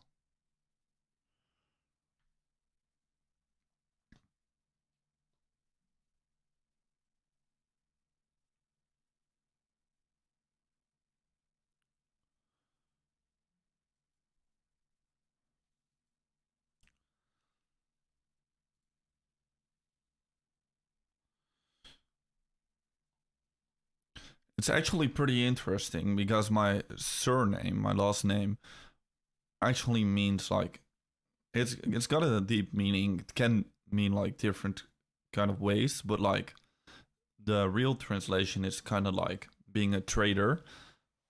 Like really back in the days, my family was kind of a trader.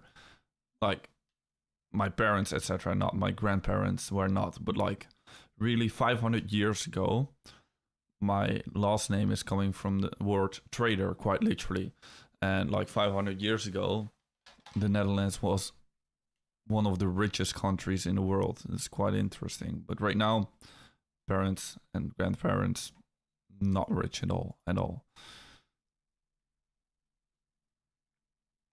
But yeah, let's run it back in our family, man. Let's run it back in our family with trading. Because that's in my blood. It's in my blood. I can trade everything. I guess. Quite an interesting take, but I'm much better trading stocks and crypto, but I made more money with Bitcoin. I mean, Bitcoin, oh man, you just buy it whenever it's low, you just forget about it. You just buy consistently, and then when it's high, you're gonna sell again. Like, it's that easy. Like, if you think about it, you know, Bitcoin just has these much bigger swings. Yeah, for sure. I'm giving back. I'm giving back, Richard.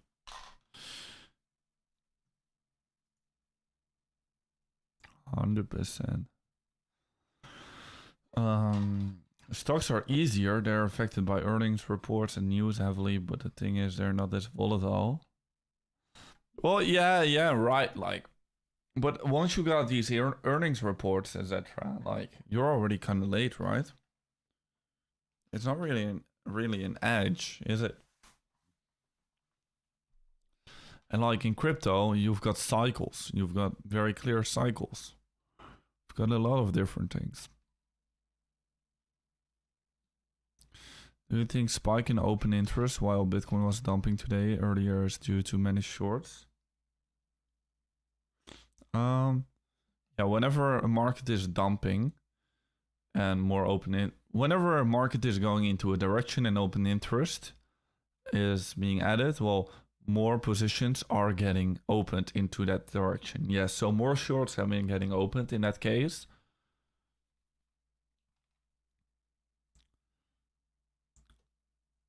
So yes, that's actually very bullish thing. Very bullish thing. So you're saying shorts are getting open now?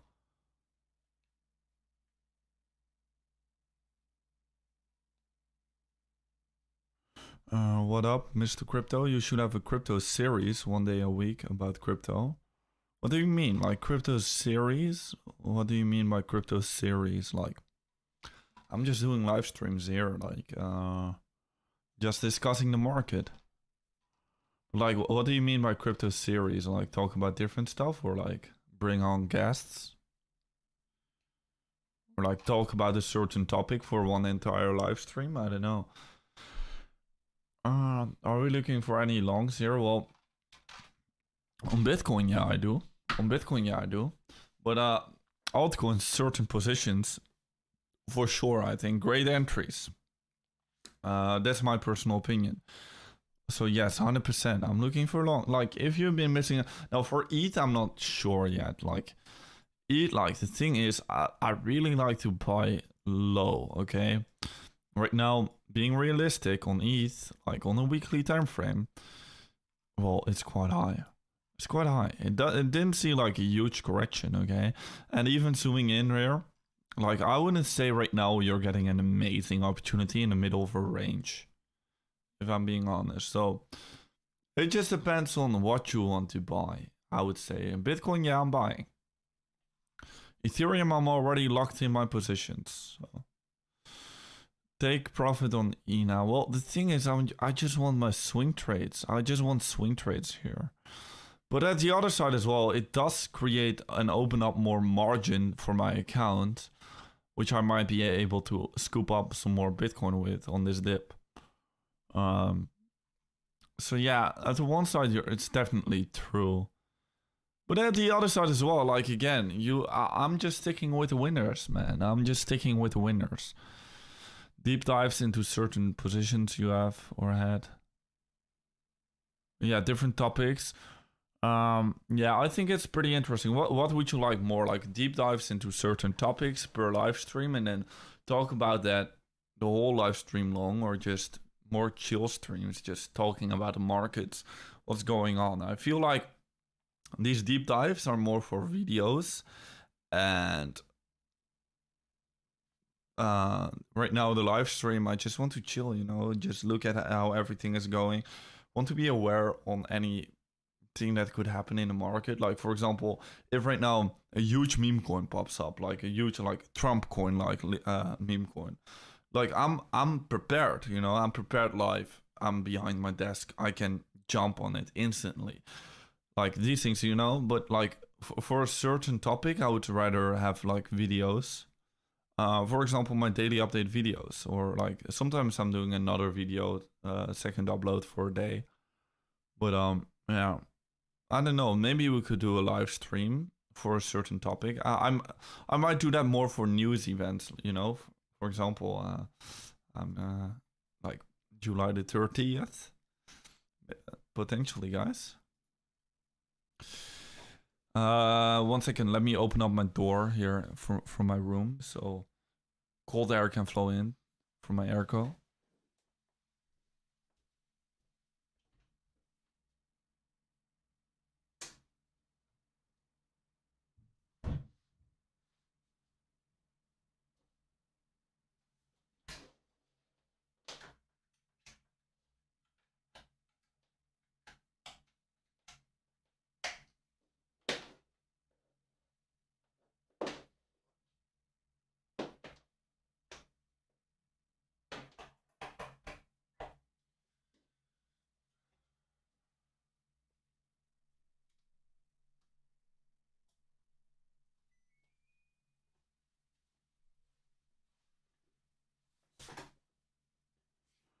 There we go.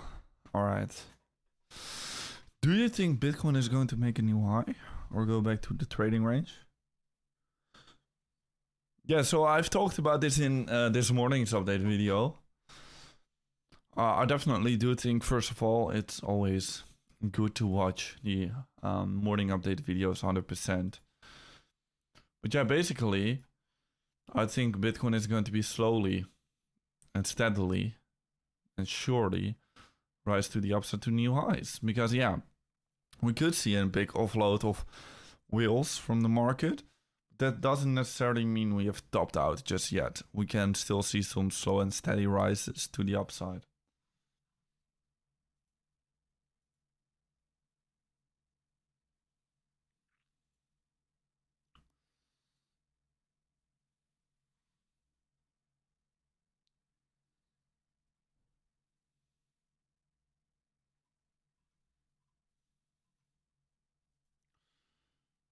Let's have a look into the lower time frames. 1 minute, Bitcoin is kind of bouncing, no?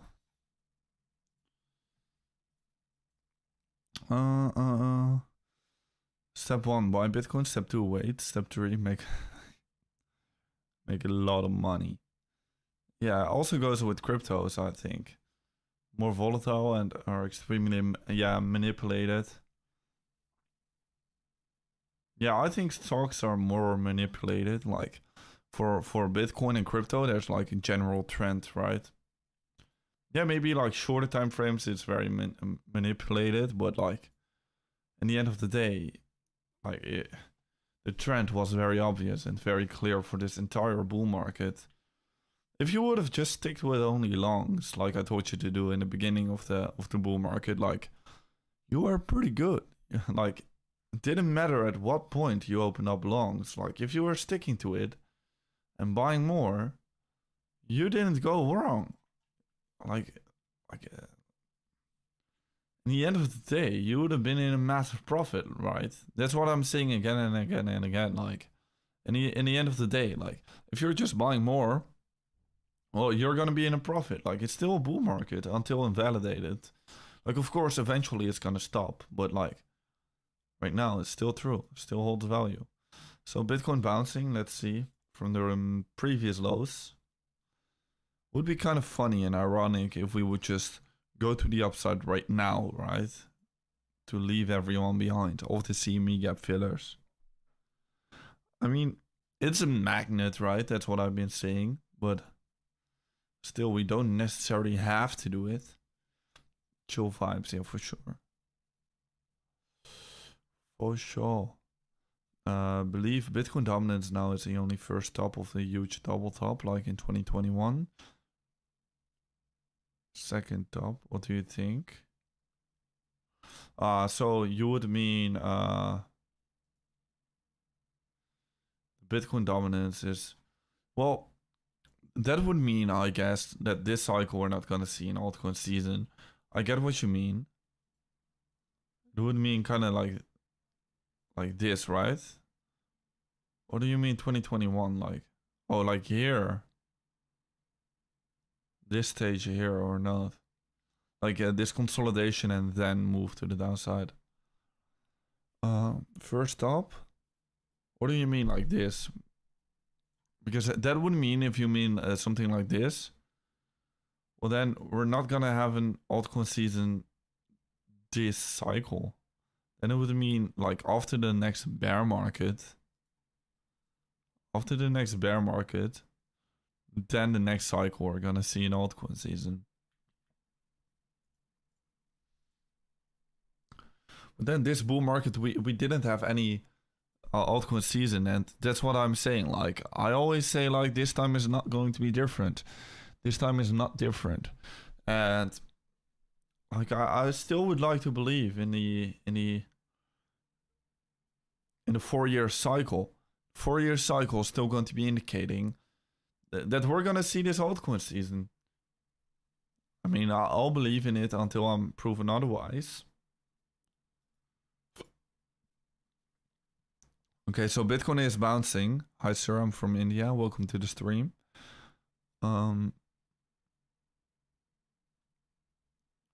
Favorite coins.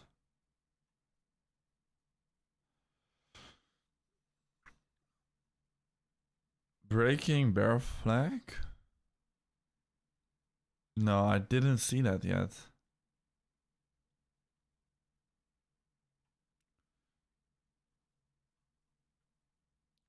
To how far we dropped in the past from 112? Yeah, like we could drop lower. Like I'm not saying that, but I just want to be bullish in a bull market. That's the case. That's the thing. Just keeping it simple. Double bottom, huh? Double bottom, little double bottom.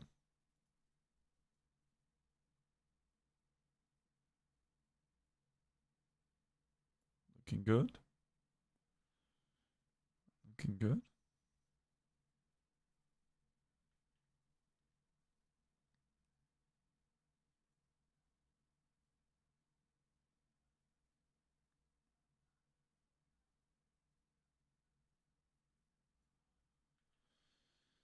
Do you think it's also possible that there won't be an all season at all this cycle? Well, you know, it's always that possibility. That's what I say always. Like, it's always going to be that possibility that this time is going to be different. But, you know, until now, it's always been better to stick with trend and to stick, yeah, literally with the trend and literally with history, what data has been showing you. Now, could this time be different? Of course it can, but it's been always more profitable to go with the trend. Right now, the trend is still telling us that we're gonna see another altcoin season. I mean, if I'm having a look into the charts, it's still looking pretty good. Total 3 is looking pretty good. So yeah, of course, there's going to be a chance that no alt season is going to be coming this cycle. But having a look into the probabilities, I just want to be bullish on altcoin season. I don't see any reason why I want to be bearish on that.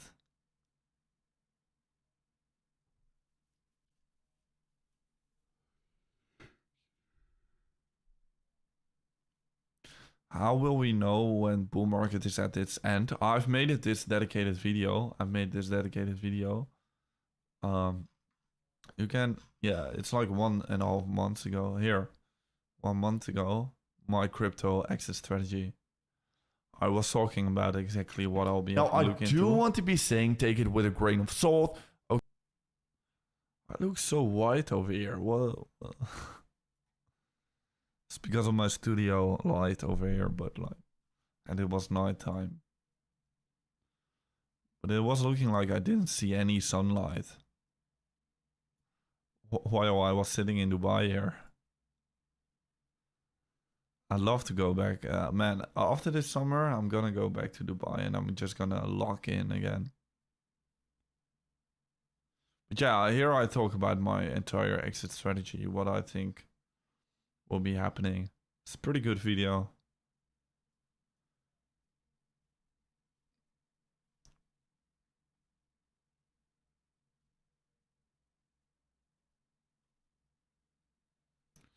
So yeah, make sure to check it out.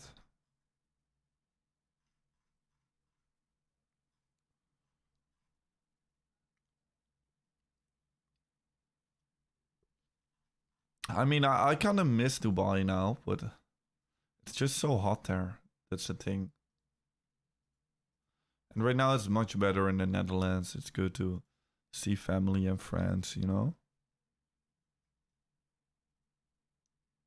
But always whenever I'm away from Dubai, I kind of like it, but then at the same time, I miss Dubai too, you know?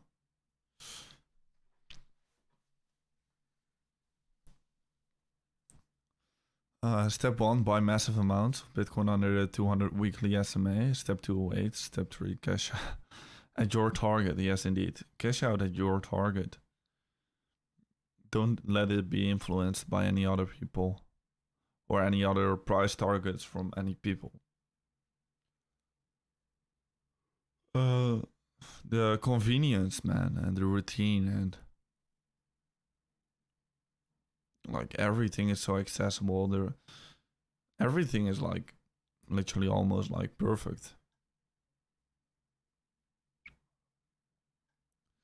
Like few bad things, like bad air quality, I would say. Maybe a bad thing. Less nature, I would also say, is a bad thing, but like still it's very, very good compared with everything. Compared with everything else, like what do you miss the most? Like it's probably going to be the routine and like yeah, the house over there, the apartment, very nice.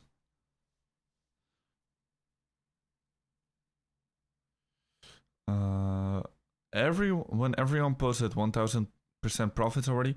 Yeah, I've actually heard this pretty interesting take on X. It was a while ago. I don't know who posted it anymore, but it was pretty interesting because I think it was Income Sharks.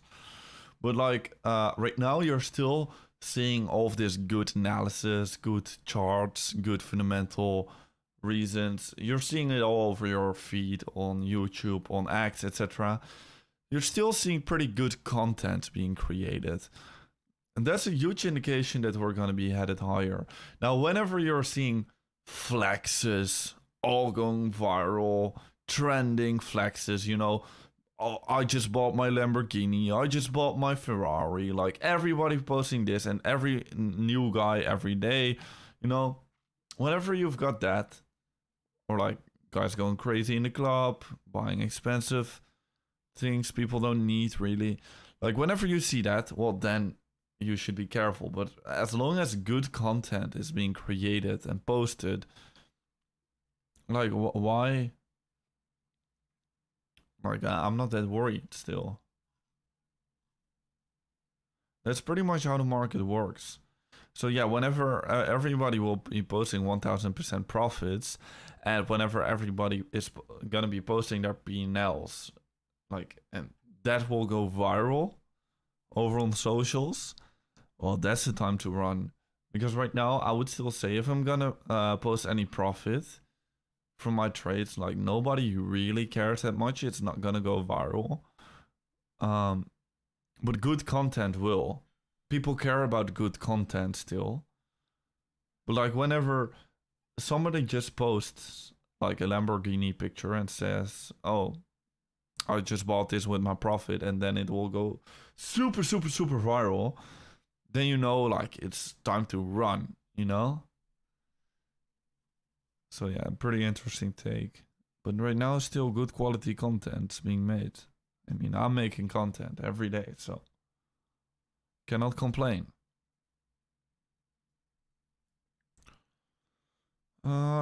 Did you look at the Pepe chart yet? Well, not really, but I want to have a look into Bitcoin and ETH. Bitcoin and ETH. What's your opinion between Web3 and futures trade? I mean, do you mean like decentralized trading? Do you trade in Web3? Do you mean like decentralized on the DEX? Because in that case, like on DEXs, like fees are higher, the liquidity is lower. Like maybe on Hyperliquid it's better now. But I really like the convenience of a centralized exchange, and my money has never been stuck. I've never had any problems. like big problems that didn't get solved, you know. Whenever I did have a problem, it immediately got solved. I kind of like the convenience and of a DEX. Like I found the user interface is like so much worse.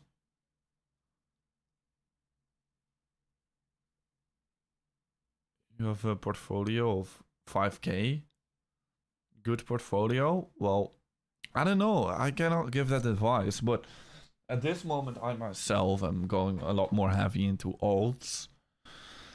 I think with 5k you can do a lot. Like people have literally turned 5k into millions and millions of dollars. It's just takes a lot of time, takes a lot of conviction, courage, you know. Takes a lot, but like you can do a lot with 5k. Do not think you cannot do anything with 5k, even with 1k. I've even seen a lot of people coming from literally zero, just working their ass off in crypto, and then building up a portfolio, and then trading that portfolio up, like literally coming from zero to millions. It's crazy how quick things can go in crypto, to be honest. Like you cannot be lazy or anything like that. You've got to do your own research and got to spend time into it. But it's not gonna come like from nowhere. Just buying one altcoin and then hoping you will get rich. Like no, you've got to do your research on that altcoin, on that one altcoin, then, and then really have conviction. But yeah, what would I say with a 5k portfolio? Well, I would just say just grind. Do a lot of research in crypto, and then you'll probably find it out yourself. I shouldn't have to tell you. You also have got different routes as well. Yeah, like you can go trading, or you can go trade meme coins, or you can do just buy altcoins. You can go the safe option. You can go the degenerate option. Like it really depends. There's so many options, but there's no best option. That's one thing. Like, what's a good portfolio? Like, there's no best thing or best portfolio. Like, I'm all like taking calculated risks, but like, there's no best one altcoin or best altcoin portfolio, or like for your risk appetite. Like, it really just depends, man. But yeah, the altcoins that I like myself are all pretty much in the platinum group, and if you're watching the live streams, you already have you can already do a pretty good guess of the coins I like myself. The common thing said is the 4-year cycle is a cycle until it breaks. Well, no, it won't it be too late by then to sell if it breaks? What do you mean? Do you think it will break to the upside or downside? Like, if you're telling me the 4-year cycle is gonna break, what I will think about that is that Bitcoin will just continue the parabolic rally to the upside. That's what I would say. If you will tell me, oh, 4-year cycle is broken, I'm gonna think, oh, we've entered a super cycle, and in that case, 4-year cycle is broken. I would wait for an altcoin season indeed for rate cuts, and then it's gonna happen. That's if you're telling me rate cut, like 4-year cycle has broken, but then in that case, is it too late to sell? No, because then you would still hold on, right? In that case, and then you're still gonna be in your altcoins. It's just gonna come a little bit later. For me, guys, it's gonna be a question of when and not if. Some 100 million market caps, then mid caps. Well, I would go the other way around if I'm being honest. And you can still make good gains with the top 100 coins. I mean, it's crazy, right? Because still with the top 100 coins, if you're really putting effort into it, really staying on top of your game, well, then yesterday you could have seen on the Bitcoin, on the funding rates, that ENA was in a significant negative funding rate. Significant. And then you would have spotted this opportunity with me. Here, ENA is in this significant negative funding rate. And like, still, you can make significant profits. Like, just imagine you divide my gains by 6, right? You would have put in 5k. Well, it's a 250% gain. So putting in 5k would be 12.5k profit for you. Like, with just a 10x leverage, by just being on top of your game, even with the top 100 coin. You know, these opportunities really come every day, even in top 100 coins. It doesn't mean, I would even go as far as saying top 100 coins are actually better right now in this stage because of the money rotation. Now, yeah, eventually this money rotation will flow into smaller caps. And then coins I've been buying recently are, for example, PAL. This is like a smaller cap, 120 mil. You know, I think eventually it's going to explode. SQD, I do like. It's AI, you know. Like right now it's sitting at a very low level. It's gonna be interesting to see if this level holds up here. If this one holds up. Another coin I've been buying was, for example, Ponky. Just a little bit of Ponky. Let's see how it'll go. It's been dipping a bit ever since I've been buying, but well, I'm just going to hold it on, you know. Another one I'm throwing some monies into, which is a smaller cap, for example, I would say is Waves. Still, again, 100 mil. Like, if retail is gonna return, I think something like this could explode out of nowhere. Like, literally out of nowhere. Big gains. But, like, yeah. You really... and the thing is, you've really just got to find your own edge, I would say, in the market. Really find your own edge. Like, where are you good in? Maybe you're very good in scalping. You found a good edge in scalping. But yeah, how much you need to make? 100k in a month starting capital? Well, that's the thing, right? Like, some people will just finally get an edge or be lucky for once, you know? Just they try, and they fail, and they fail. And then for once, they get lucky one time. And like, you just don't know. You can make 100k literally from 1k. It's 100x. It happens all of the time. 100x's happen all of the time.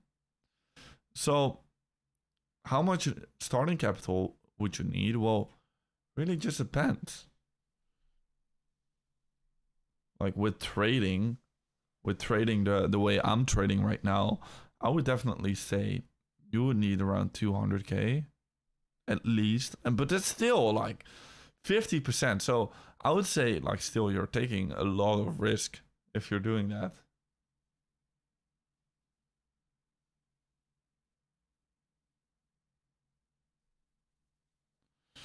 Sometimes coins pump from nowhere.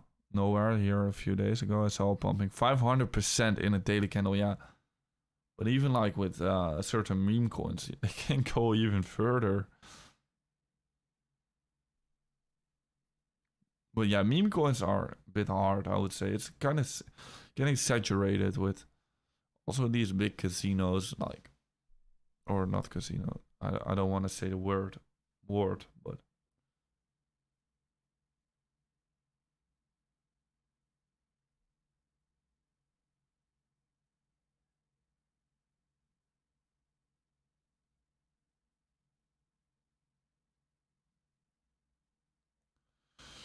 bounce. Let's see. Can we keep this up? Well, by the way, for the newcomers to this stream, make sure to subscribe. Let's pull up how many subscribers we've got.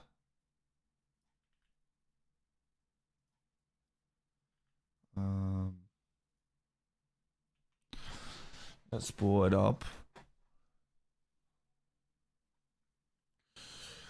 Subscribe.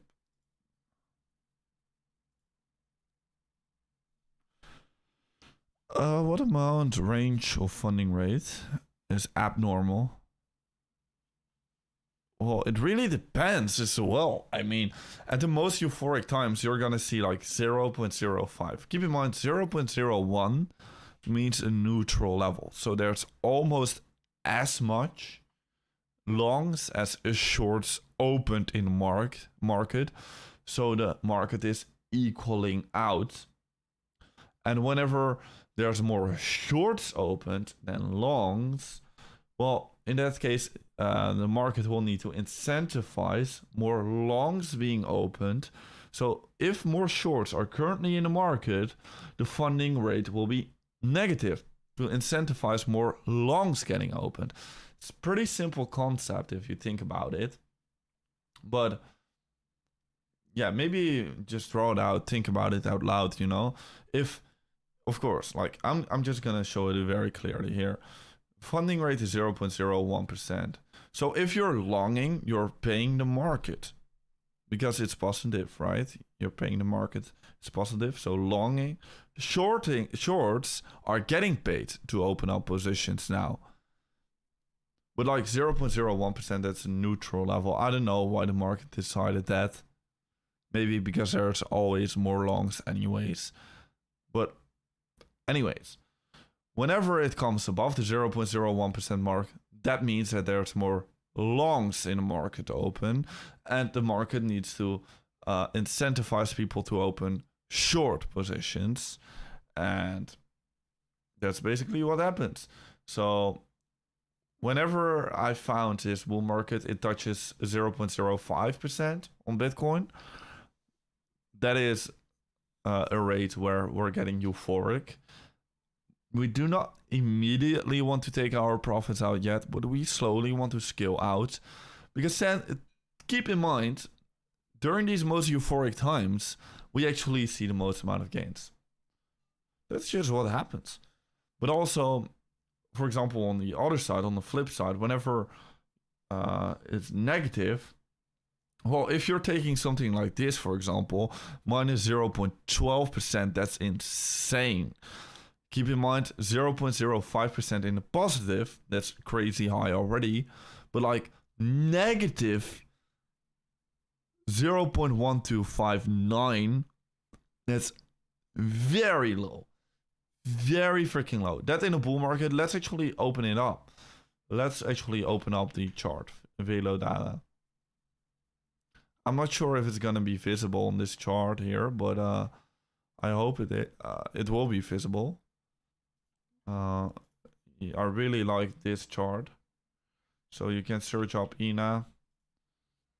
So let's see, like on a 4 hour or like hourly aggregated funding. There we go. Like it doesn't happen very often. You see? Like here it was crazy. 0.84.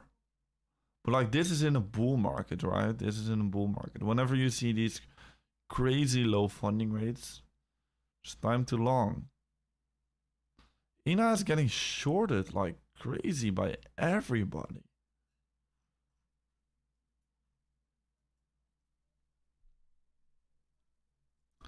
Binance? No. New Binance coins? No. By the way, guys, for all of the newcomers out there, make sure to join the Platinum group if you want the real alpha. Bitcoin is dumping a bit. Where do you think Aptos can go? Well, a lot higher. This bull market for sure.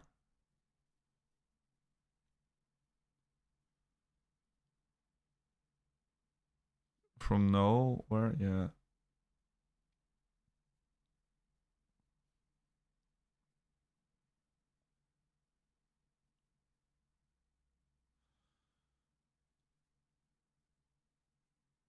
What? I mean, altcoin season would be better if Bitcoin just consolidates and then altcoins go up. That's the best scenario. Bitcoin pump? Really? I don't see the pump here. I see an inversed pump. You don't have Discord? No.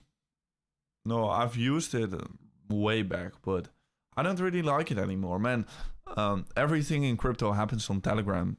If If you're in crypto, get used to Telegram because everything in crypto happens on Telegram, basically. Only some community coins are like on Discord, but I didn't like any of these coins, by the way. Or like NFTs back in the day were happening on Discord, but like the real things, everything in crypto is happening on Telegram. Telegram is like the most user friendly.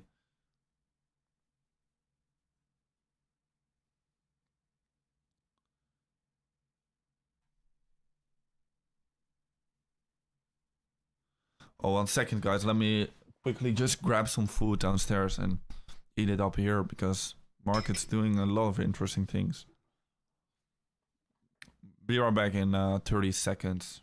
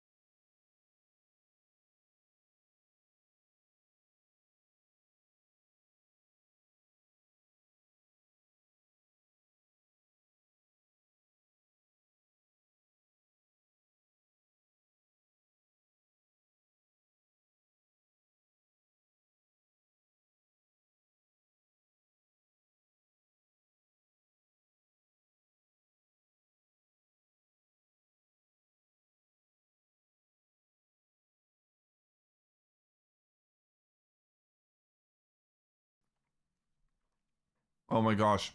I was talking the entire time, the whole time. But I was just muted. Oh my gosh. Crazy.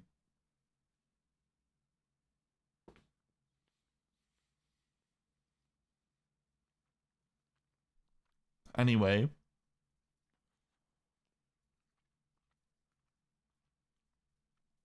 Yeah, so what I was saying is I'm just gonna eat my food over here. In the meantime, we're just gonna have a look into the charts and gonna watch how this is gonna develop. I mean, it's bouncing back slightly again.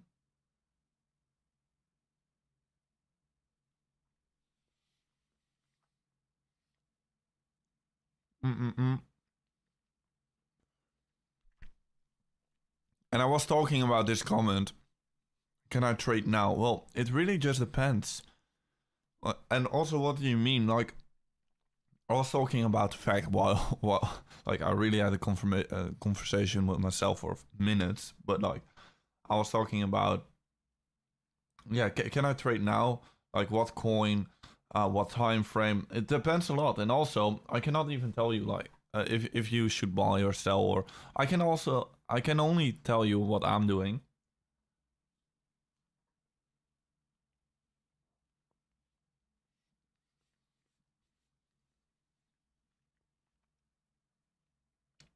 That's the thing. I was saying that even if family is asking me, oh, what should I buy? Is right now a good time to buy? Or what altcoin should I buy? Or anything like that. I'm never answering them on these questions. Never. I'm just only saying, okay, this is what I'm doing, you know?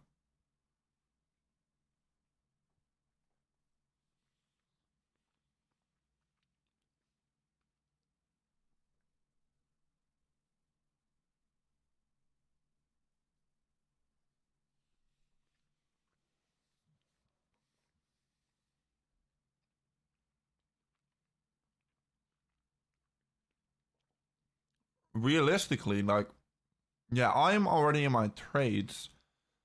But can I trade now in Bitcoin or what about Ethereum? Well, looking at the charts, I would say Bitcoin is better because it's lower compared to the Altcoin. But Bitcoin Ethereum, ETH chart is just looking so strong.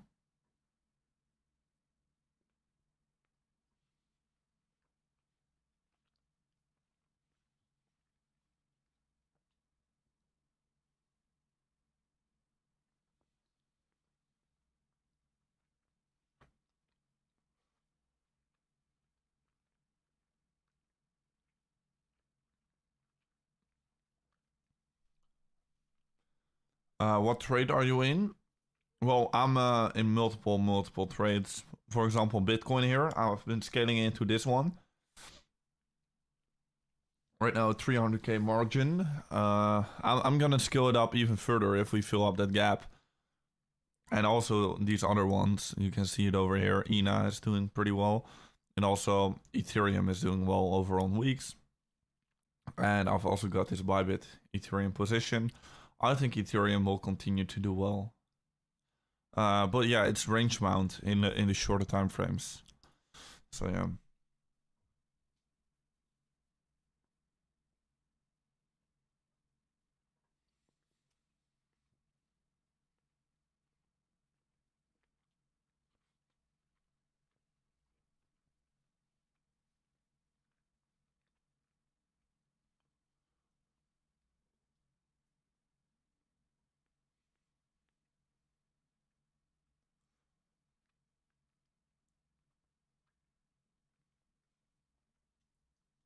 Um, does Bitcoin need to go up for ETH and also go? No. The better thing would actually be for Bitcoin to move sideways and then for altcoins to show the dominance and show strength.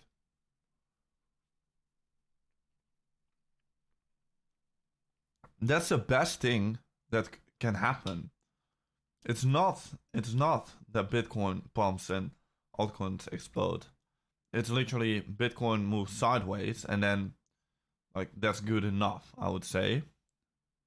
Like yeah, if Bitcoin dumps, then I don't think the like majority of the altcoins are not gonna see a massive pump in that case. But if we move sideways for Bitcoin, alts can definitely pump, 100%. Surely.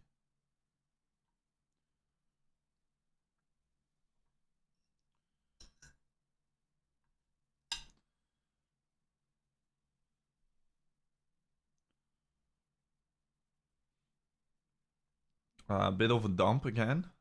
Very interesting market, yes. On the 1 minute candles. What's actually the voting poll doing? Do you think ETBC has initiated the altcoin season? 31% still thinks no by Bitcoin.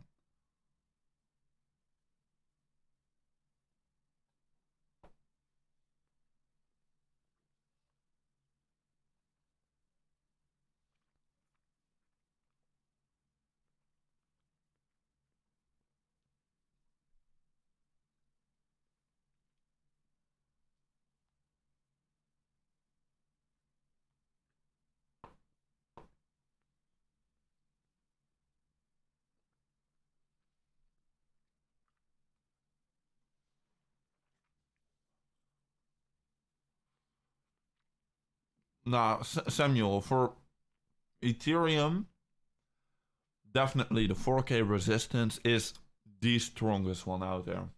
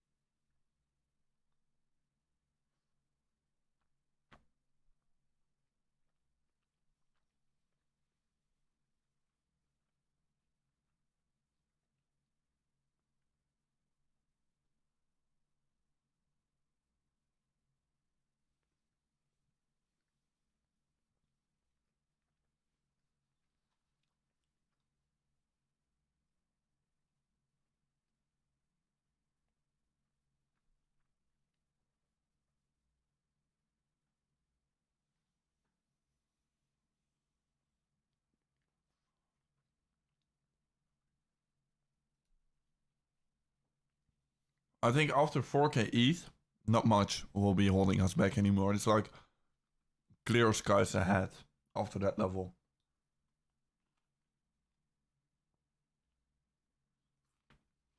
Hmm.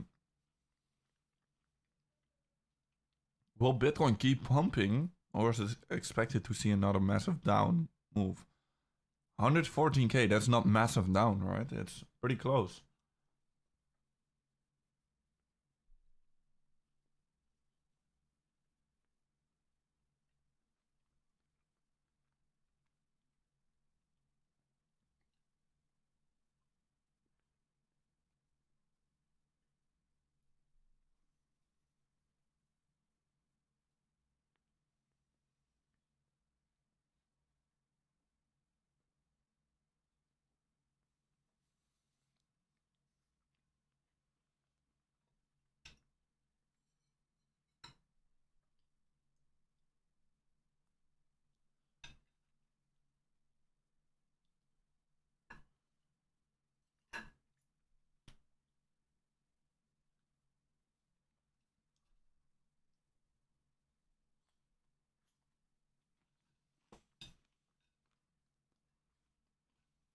Mm. What about XRP coin? Mm. I've actually got an interesting question. If you're like a really big fan of XRP, like tell me in the chat, but then when did you join crypto? And when did you buy XRP? Because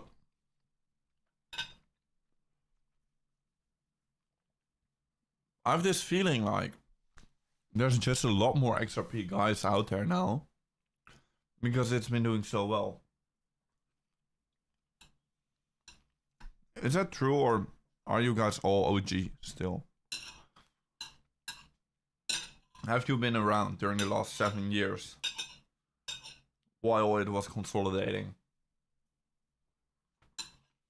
Doing nothing. When did you buy?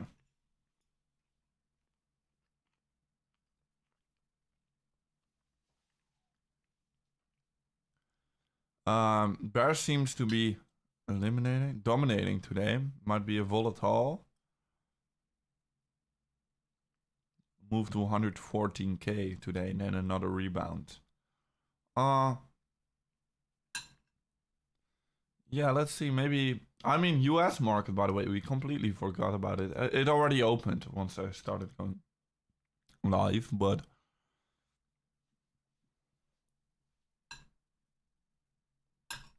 US market has killed the pump again, right? This was during the US market open. Pretty much the entire pump got killed.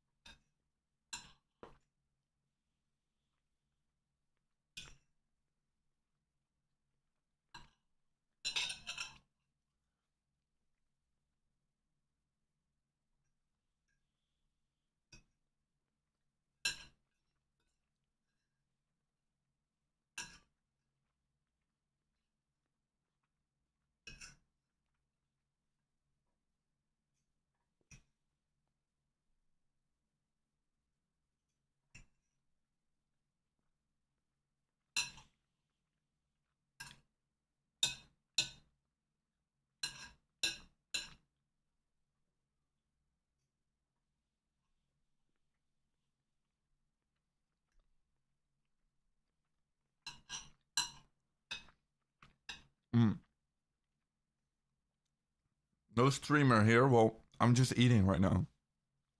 After that, I'll be back.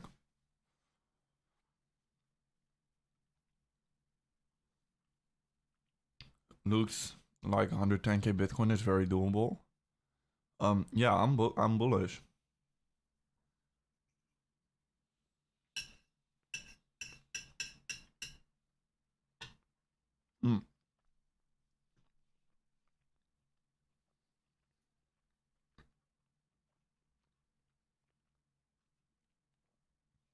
The thing is, I'm bullish now.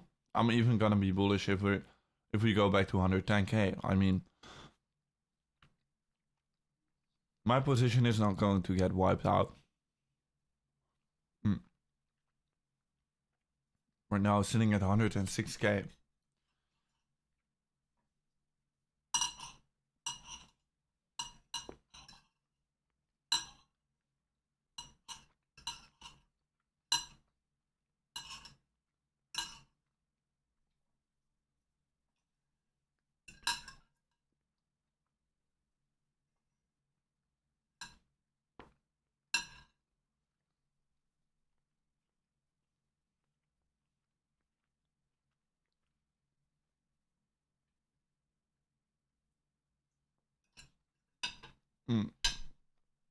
Just some chicken.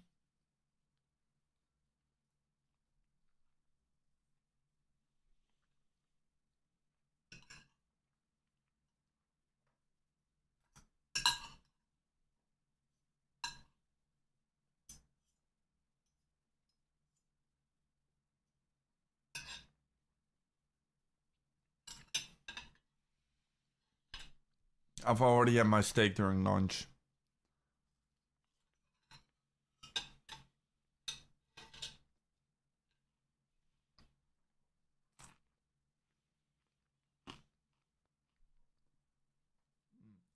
Let's go. Push it. Higher. Back up.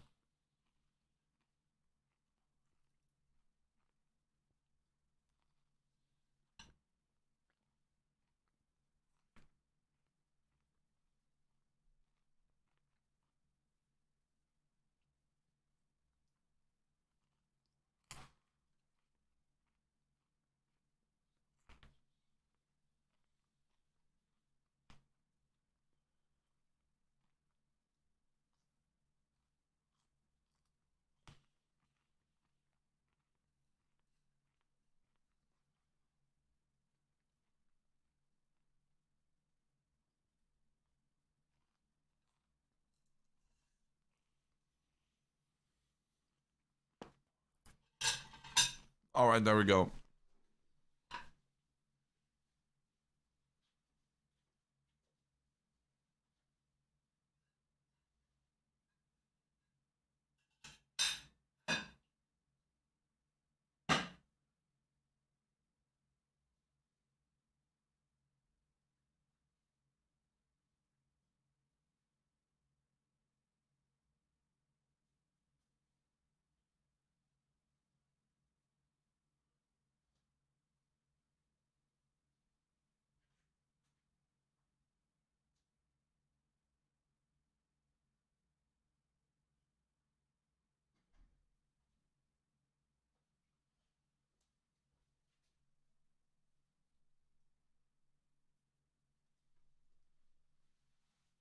All right. We're back. We are back.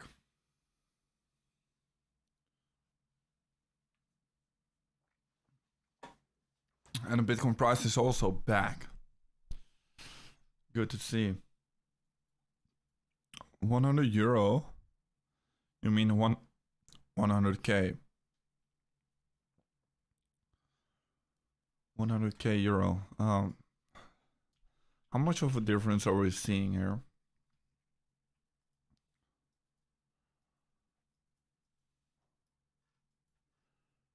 Like, wow. That's still a bigger difference than I would have thought. It's actually crazy. Like, you could argue on the weekly, I guess. Yeah, you could argue, or getting the inverse head and shoulder breakout now. The Euro chart, no? This one looks perfect on the Euro chart.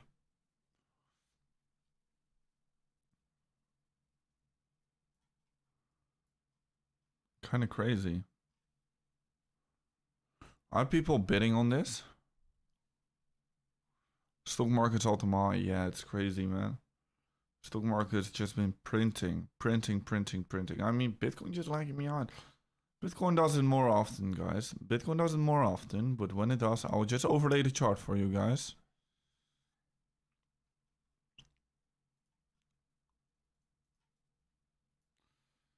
When it falls behind,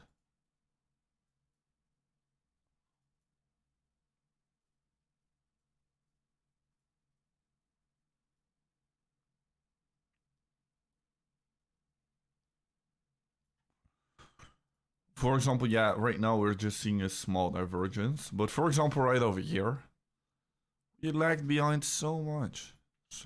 But eventually we all catched it up. And on here, Bitcoin was outperforming. But eventually the stock market catches it back up. Here, the stock market is catching it back up. I mean, I always find this chart kind of interesting.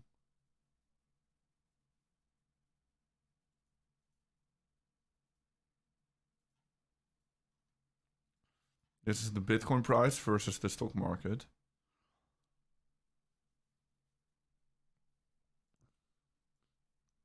I still remember everyone being bearish here on Bitcoin.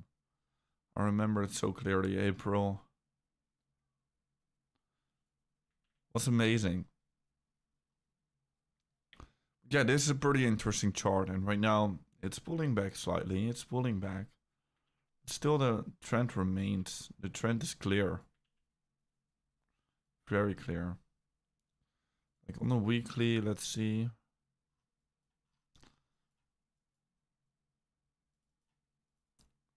Yeah, it's seeing a lot of divergences. Eventually, it's gonna pull back. That's one thing. It's going to be for sure.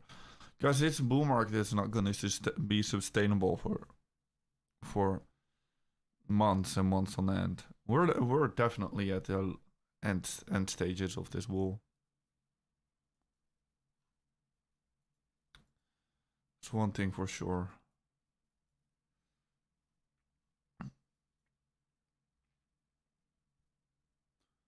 Yeah, this is a good dip.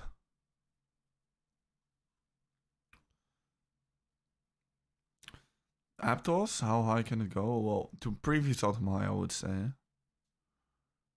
Bitcoin was mostly in spot. No, my spot Bitcoin I don't trade with.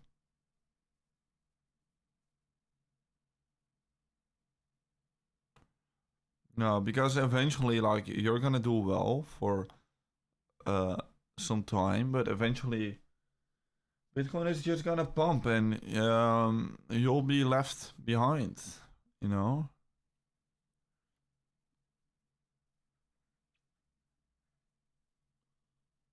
So for your long term, like, still in the long term, like, you can trade everything you want if you really have conviction in a move that's about to happen. That's what I'm doing. If I really have conviction in a move that's about to happen, I just trade it. But like, a majority of the time, I'm just sitting in my spot positions.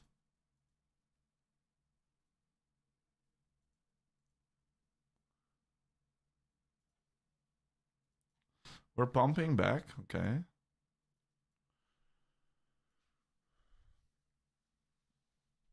Are you shorting the top? Well, probably not the exact top. Probably not the exact top. I mean, if I could short the exact top, I would, but it's just so hard. It's just gonna be very hard.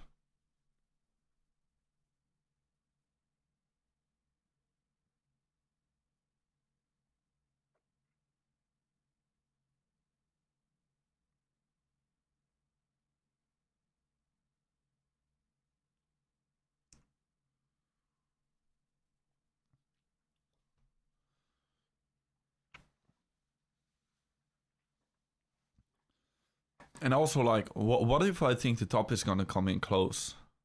What should I really do with Bitcoin? Like, am I gonna short it really? I don't know. You don't sell spot on the top of the cycle, yeah, for sure, but like, shorting, it's a different thing. And also, like, of course, you're gonna sell the top when you think the top is in, but you're going to be at least 5% wrong, 5% off. Like, it's very, very unrealistic to think you're gonna spot the exact top. Near the top, yeah. I'm like, if I see a top, of course I'm gonna sell. Like, not all of my Bitcoin. I don't think it's. You should always be somewhat exposed to the market. But yeah, I'm gonna try my best to sell almost everything. Save some up in USDT and then buy back up the dollar cost average. Make a strategy for it. 100%. Hi, Mohammed. Welcome to the stream. Welcome to the stream. HNT, previous automato. Yeah, probably. Like, it depends. It depends on a lot of factor. Guys, I don't know all of your guys' altcoins. I don't want to analyze every altcoin either of you guys. I'm being honest. But like, HNT, yeah, it's been getting some inflation. 5 billion market cap. Would be, yeah, it could be possible. Yeah, you need to have a look into the metrics. Is it still a valid, active, good project that's still doing developments, still active? What are the metrics doing? You know, you got a finance background? No, I don't think you need it at all. It's actually interesting because you know what Larry Fink, CEO of BlackRock has got. He's got degrees in politics. I think if you want to come to the top of of markets, you don't even want to study economics. I don't think, so, or finance. It's more of a politics game, isn't it? Or like psychology, maybe. You know, if you want to get to the top of the top, like, I think you're better off studying psychology than finance. Like, I think for finance, there's only so much you can learn, right? But anyway, yeah, I don't like school. Yeah, for sure, 100%. No, but I don't really like school. I've been very blessed that I didn't need to go.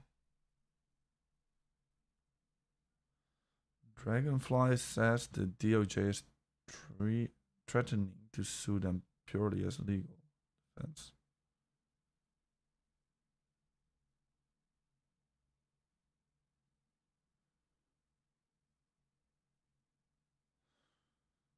Interesting. That's playing out. How's that gonna play out? Tornado Cash getting sued. Basically. How's ETH performing? Really in this dump showing a lot of weakness now?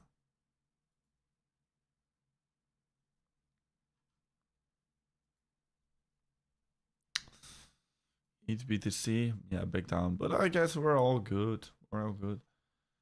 Like, are you guys concerned about this ETH BTC little dip here? Dipperino? Dipperino? I mean, I'm not that scared.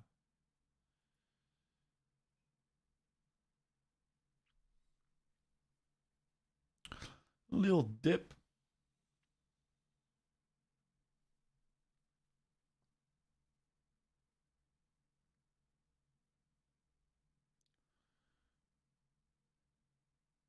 Chinese are drawing a dragon on ETH. What do you mean drawing a dragon? Like literally drawing a dragon? Like a pattern.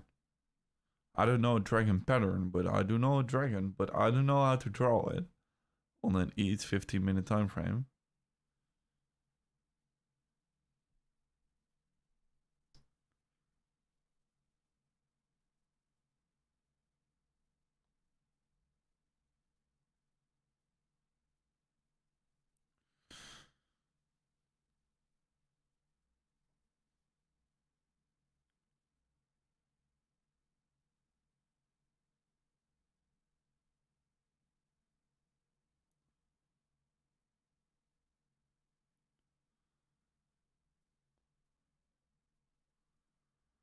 Pump.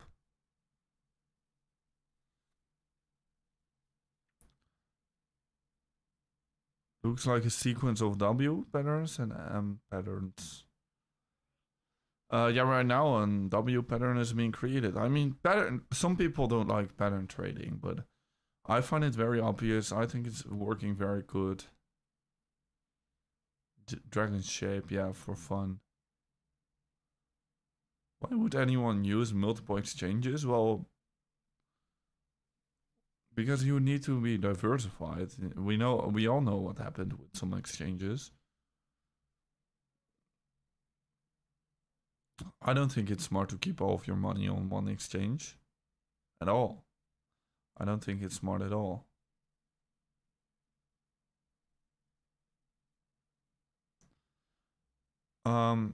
And also I just want to open up some different positions, some different exchanges. Pumping back.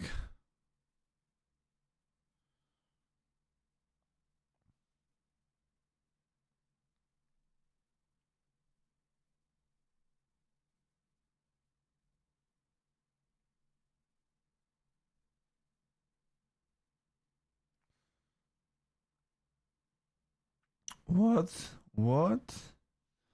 I've just got this like 2 hours ago, but it's pretty interesting. BlackRock head of Robert blah blah leaves BlackRock to join SharpLink.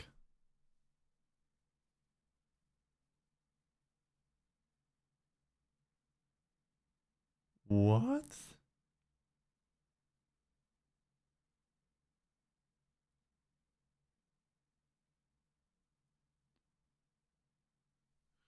We all know how BlackRock operates, no?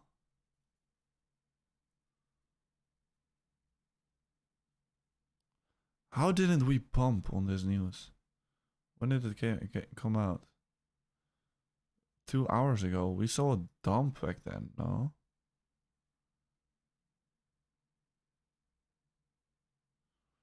This is 17, 16, so. Should be 14. Yeah, it was here. How did we see a dump then? Why is this bearish? This is super bullish. Did we see a dump because of this news?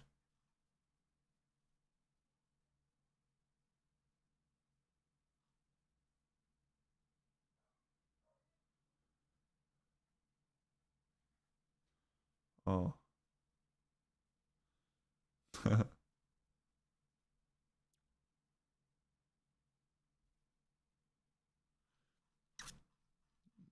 Yeah, but this is good. This is bullish. Pepe. Pepe is still minus 30. It will come back though. It will come back. Don't worry. Don't worry. But no, I think that's super bullish on. This is super bullish on Ethereum. I think the market is perceiving this wrong because look, like BlackRock, they knew what's going on. Like I think, and this guy just thinks, oh, right now it's over for me at BlackRock. Let's leave to the other guy. I don't know. Maybe I'm just thinking too advanced, but I just see this as a massive bullish signal.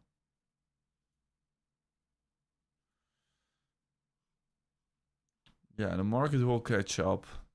Maybe later though, but it's alright. It's alright. Great work, man. Thank you.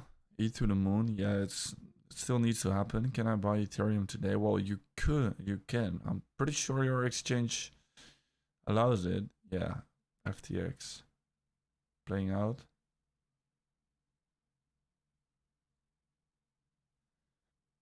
It just got a confirmation, right?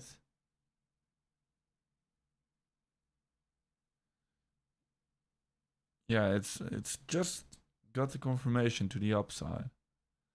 So, but either way, like Bitcoin against the euro, it looks very good. Hey Youssef, welcome to the stream. Welcome, my man.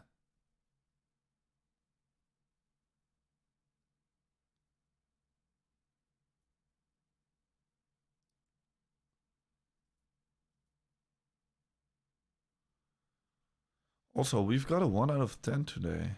What about Caspan, bro? I'm bullish. I'm bullish. My opinion doesn't change overnight. I'm long-term bullish.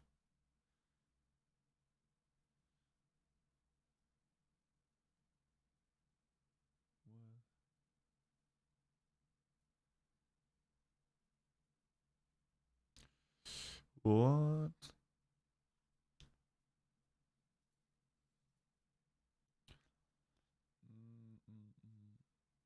Is the crypto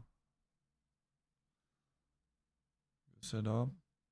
Yeah, I think Doge looks pretty good, but I'm not sure how good it's holding up now during this dump. Yeah, that's not good. Yeah, luckily I didn't skill into Doge, guys, but could be a good setup. Like at least like this weekly candle close would just be very important.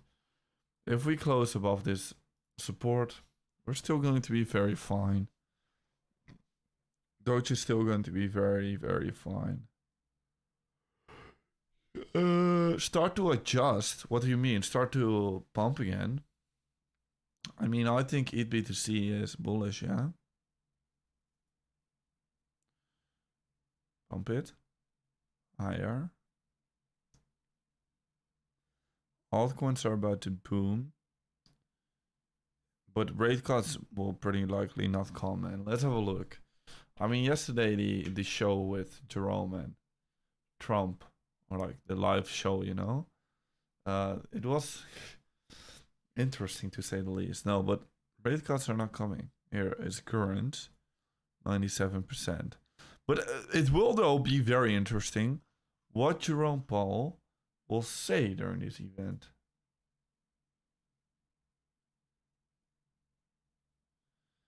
30th of July. Get prepared for some interesting moves, because then you have FOMC meeting and The public report, the US public crypto report. Like both at the same time. The same day. 30th of July and also the 30th of July.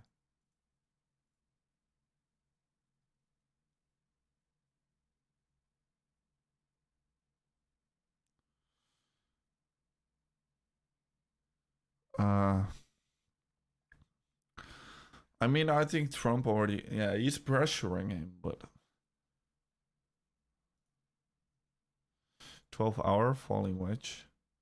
Well, I still do think we can create a falling wedge on the 4-hour. Here, for example, look at this. Just to draw it like that.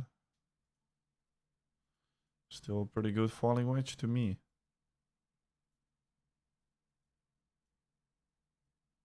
Even draw it like that.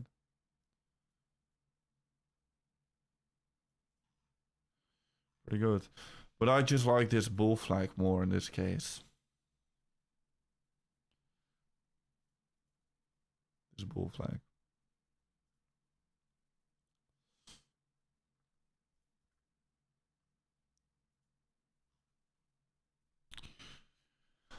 Any pages do you have? What do you mean?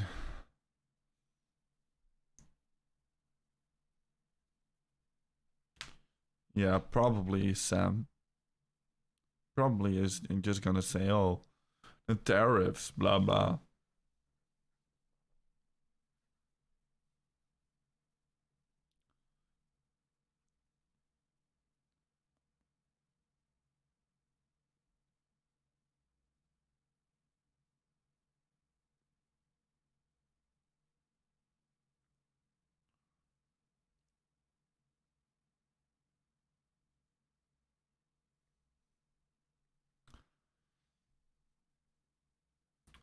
Definitely be very interesting, this FOMC. I mean, next week, I think will be crazy. I've said this, like, in the beginning of this week, probably, we're gonna see a cool off, you know? But, like, next week will be huge.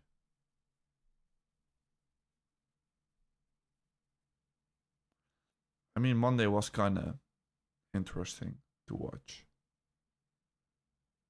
Or it was already Tuesday, wow.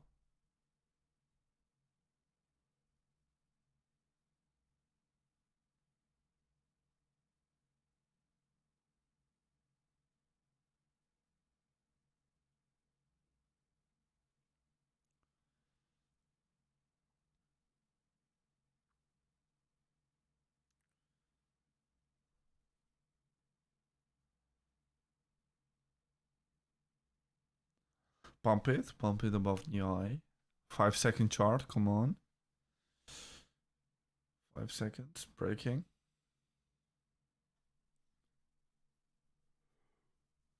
Breakout, guys, breakout.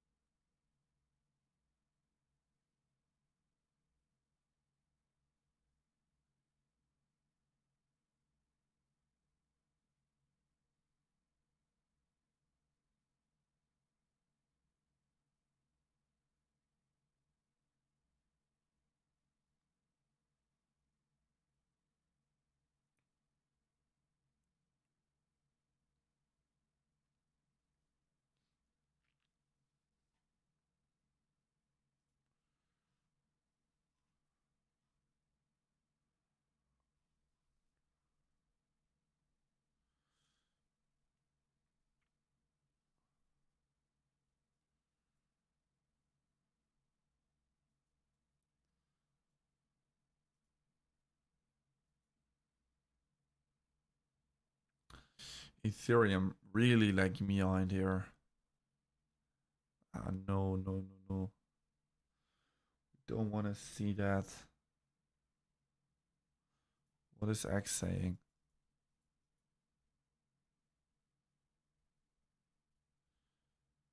Uh,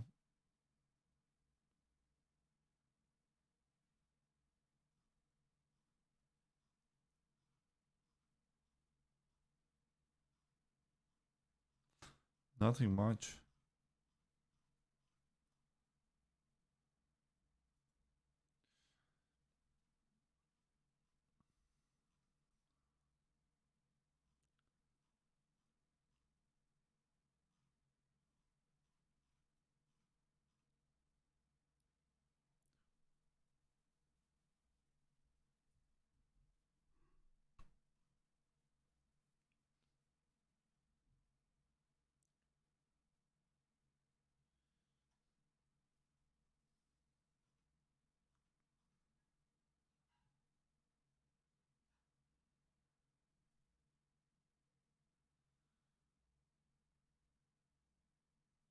Wow. That would be crazy. But I think he's just gonna say, well, we're gonna lower rates in September, which was pretty much already priced in anyway.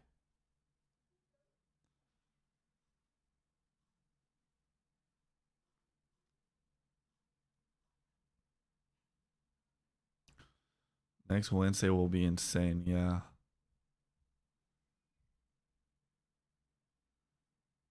And also, why isn't it included? Like, also, the crypto report, the US crypto report.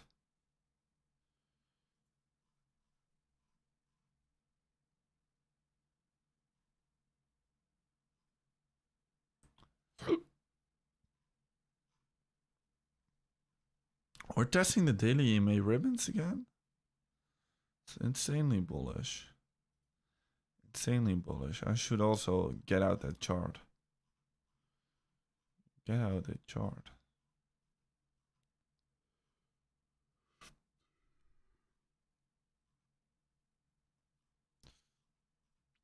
Yeah, still looking good. Powell is doing well.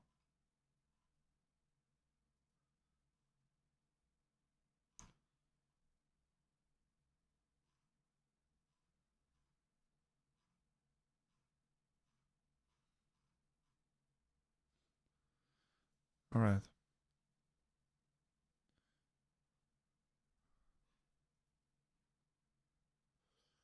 Probabilities. Yeah, still September rate cut.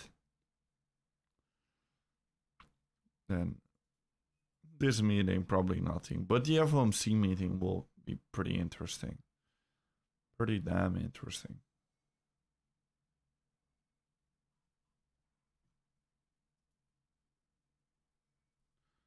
We're bumping higher. It's nice. Oh no, it's still the same level. Kinda.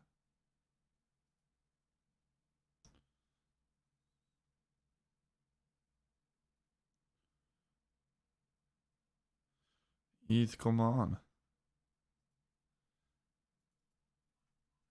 Show us. Showtime ETH. It depends on how you're gonna draw this level, right? Because if you're gonna draw it like this, we're definitely already kind of getting supported. And then the squeeze is gonna come in pretty soon already. Like probably tomorrow. Maybe in 2 days. I mean, we're headed for a weekend, right? So don't expect much anymore, I would say. Now we're gonna pump. Yeah, you're back. So if you're back, well, we're gonna pump. Massive Bitcoin long. Yeah, probably one of the reasons why we're seeing a bounce. I mean, if you're buying, guys, if you're not selling, we're gonna bounce.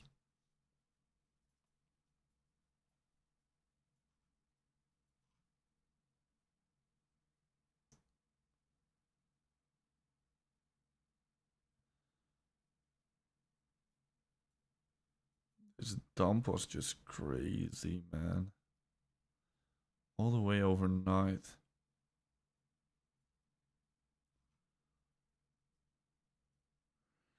Candles on ETH coiling up. Some huge candles. Push it, push it. Bitcoin dominance looks like it's about to dump. Also invert head and shoulders here. Oh. Guys, right now on the 1 minute I'm being a real degenerate.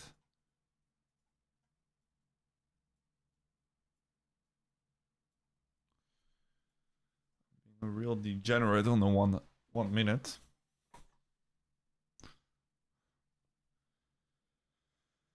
$100 on 15x is leverage. Leverage is massive, right? What do you mean on ETH? Yeah.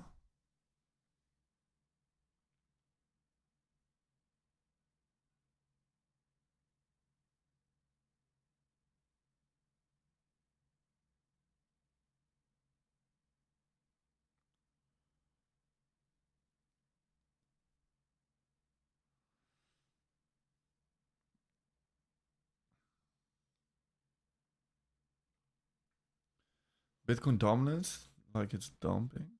Let's see. Ah.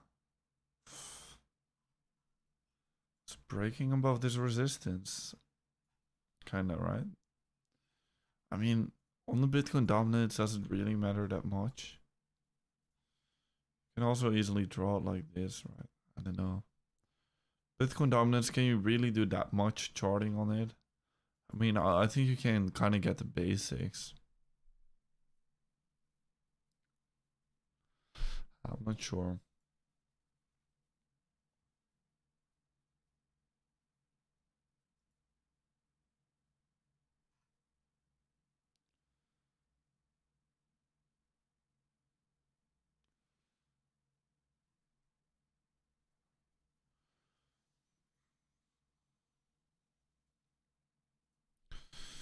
We are so back.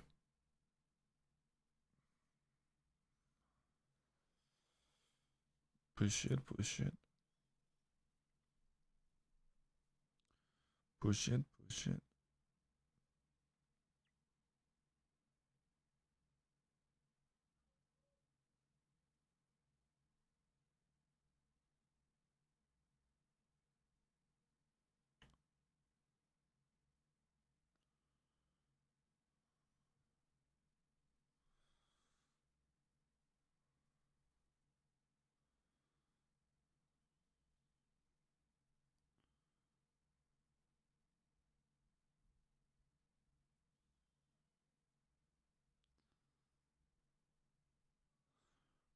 So how long are you holding Ethereum trades?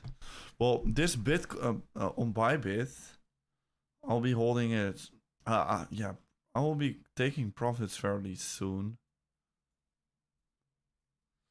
I think at the range highs, I'll be taking some profits again. I really want to get out at 39.50, maybe a liquidity sweep above that previous high, you know. On Bybit, I just want to get out here. But over on weeks, I don't really care. I just want to trade this account up by a lot. And I'm just gonna hold them. I'm just gonna hold. To new optimize.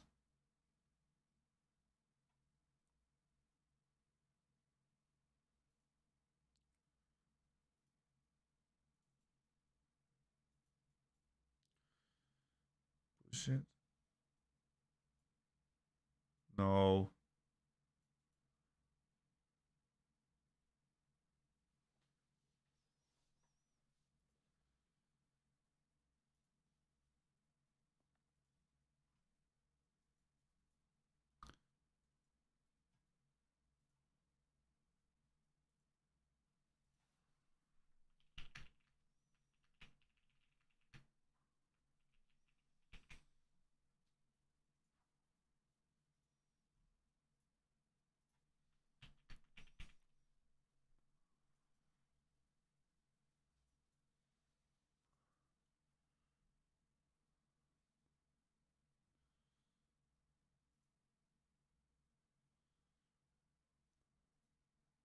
This is going to be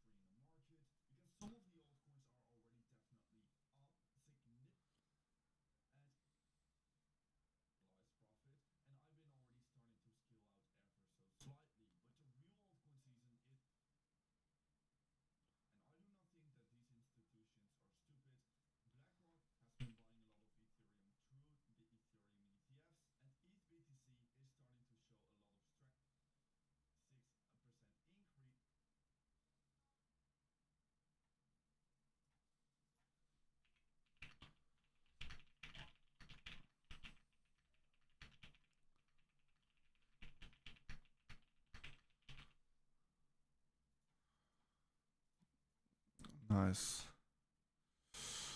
A bit of a dump.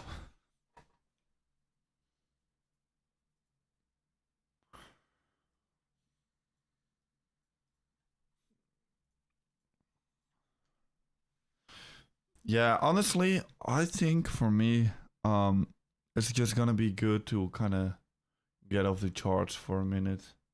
Just touch some grass, you know, analyze it again tomorrow. Like, if I'm being honest, 1 minute candles do not do me any good. Like, maybe for some profit taking here, you know, or like if I really want to nail in an entry, but right now, I'll just be aware. Yeah, funding good. 1 minute candles don't serve me anything too good. So yeah, I think it's time to leave now. Everything's still looking good. EBTC, let's look at it again tomorrow. And with that being said, I'll for sure be updating you guys in the Telegram group. So make sure to join. First link down below. You can definitely get a lot of value from it, even from the chat. You can chat, you can communicate, ask me any question in there. And yeah, you're going to be getting a lot of value. Make sure to trade over on weeks, just like I'm currently doing. Best exchange out there for most of you guys. So be sure to be checking it out. Claim these bonuses, 25% fee discount. And anyways, with that being said, tomorrow morning I'll be uploading another very important update video as always. This one today was also already very good. But as always, yeah, tomorrow another important update video. Make sure to check them daily. That's how you're going to be getting the maximum amount of value. Anyways, guys, I'll see you in another video later. I'll see you in the Telegram group, and bye-bye.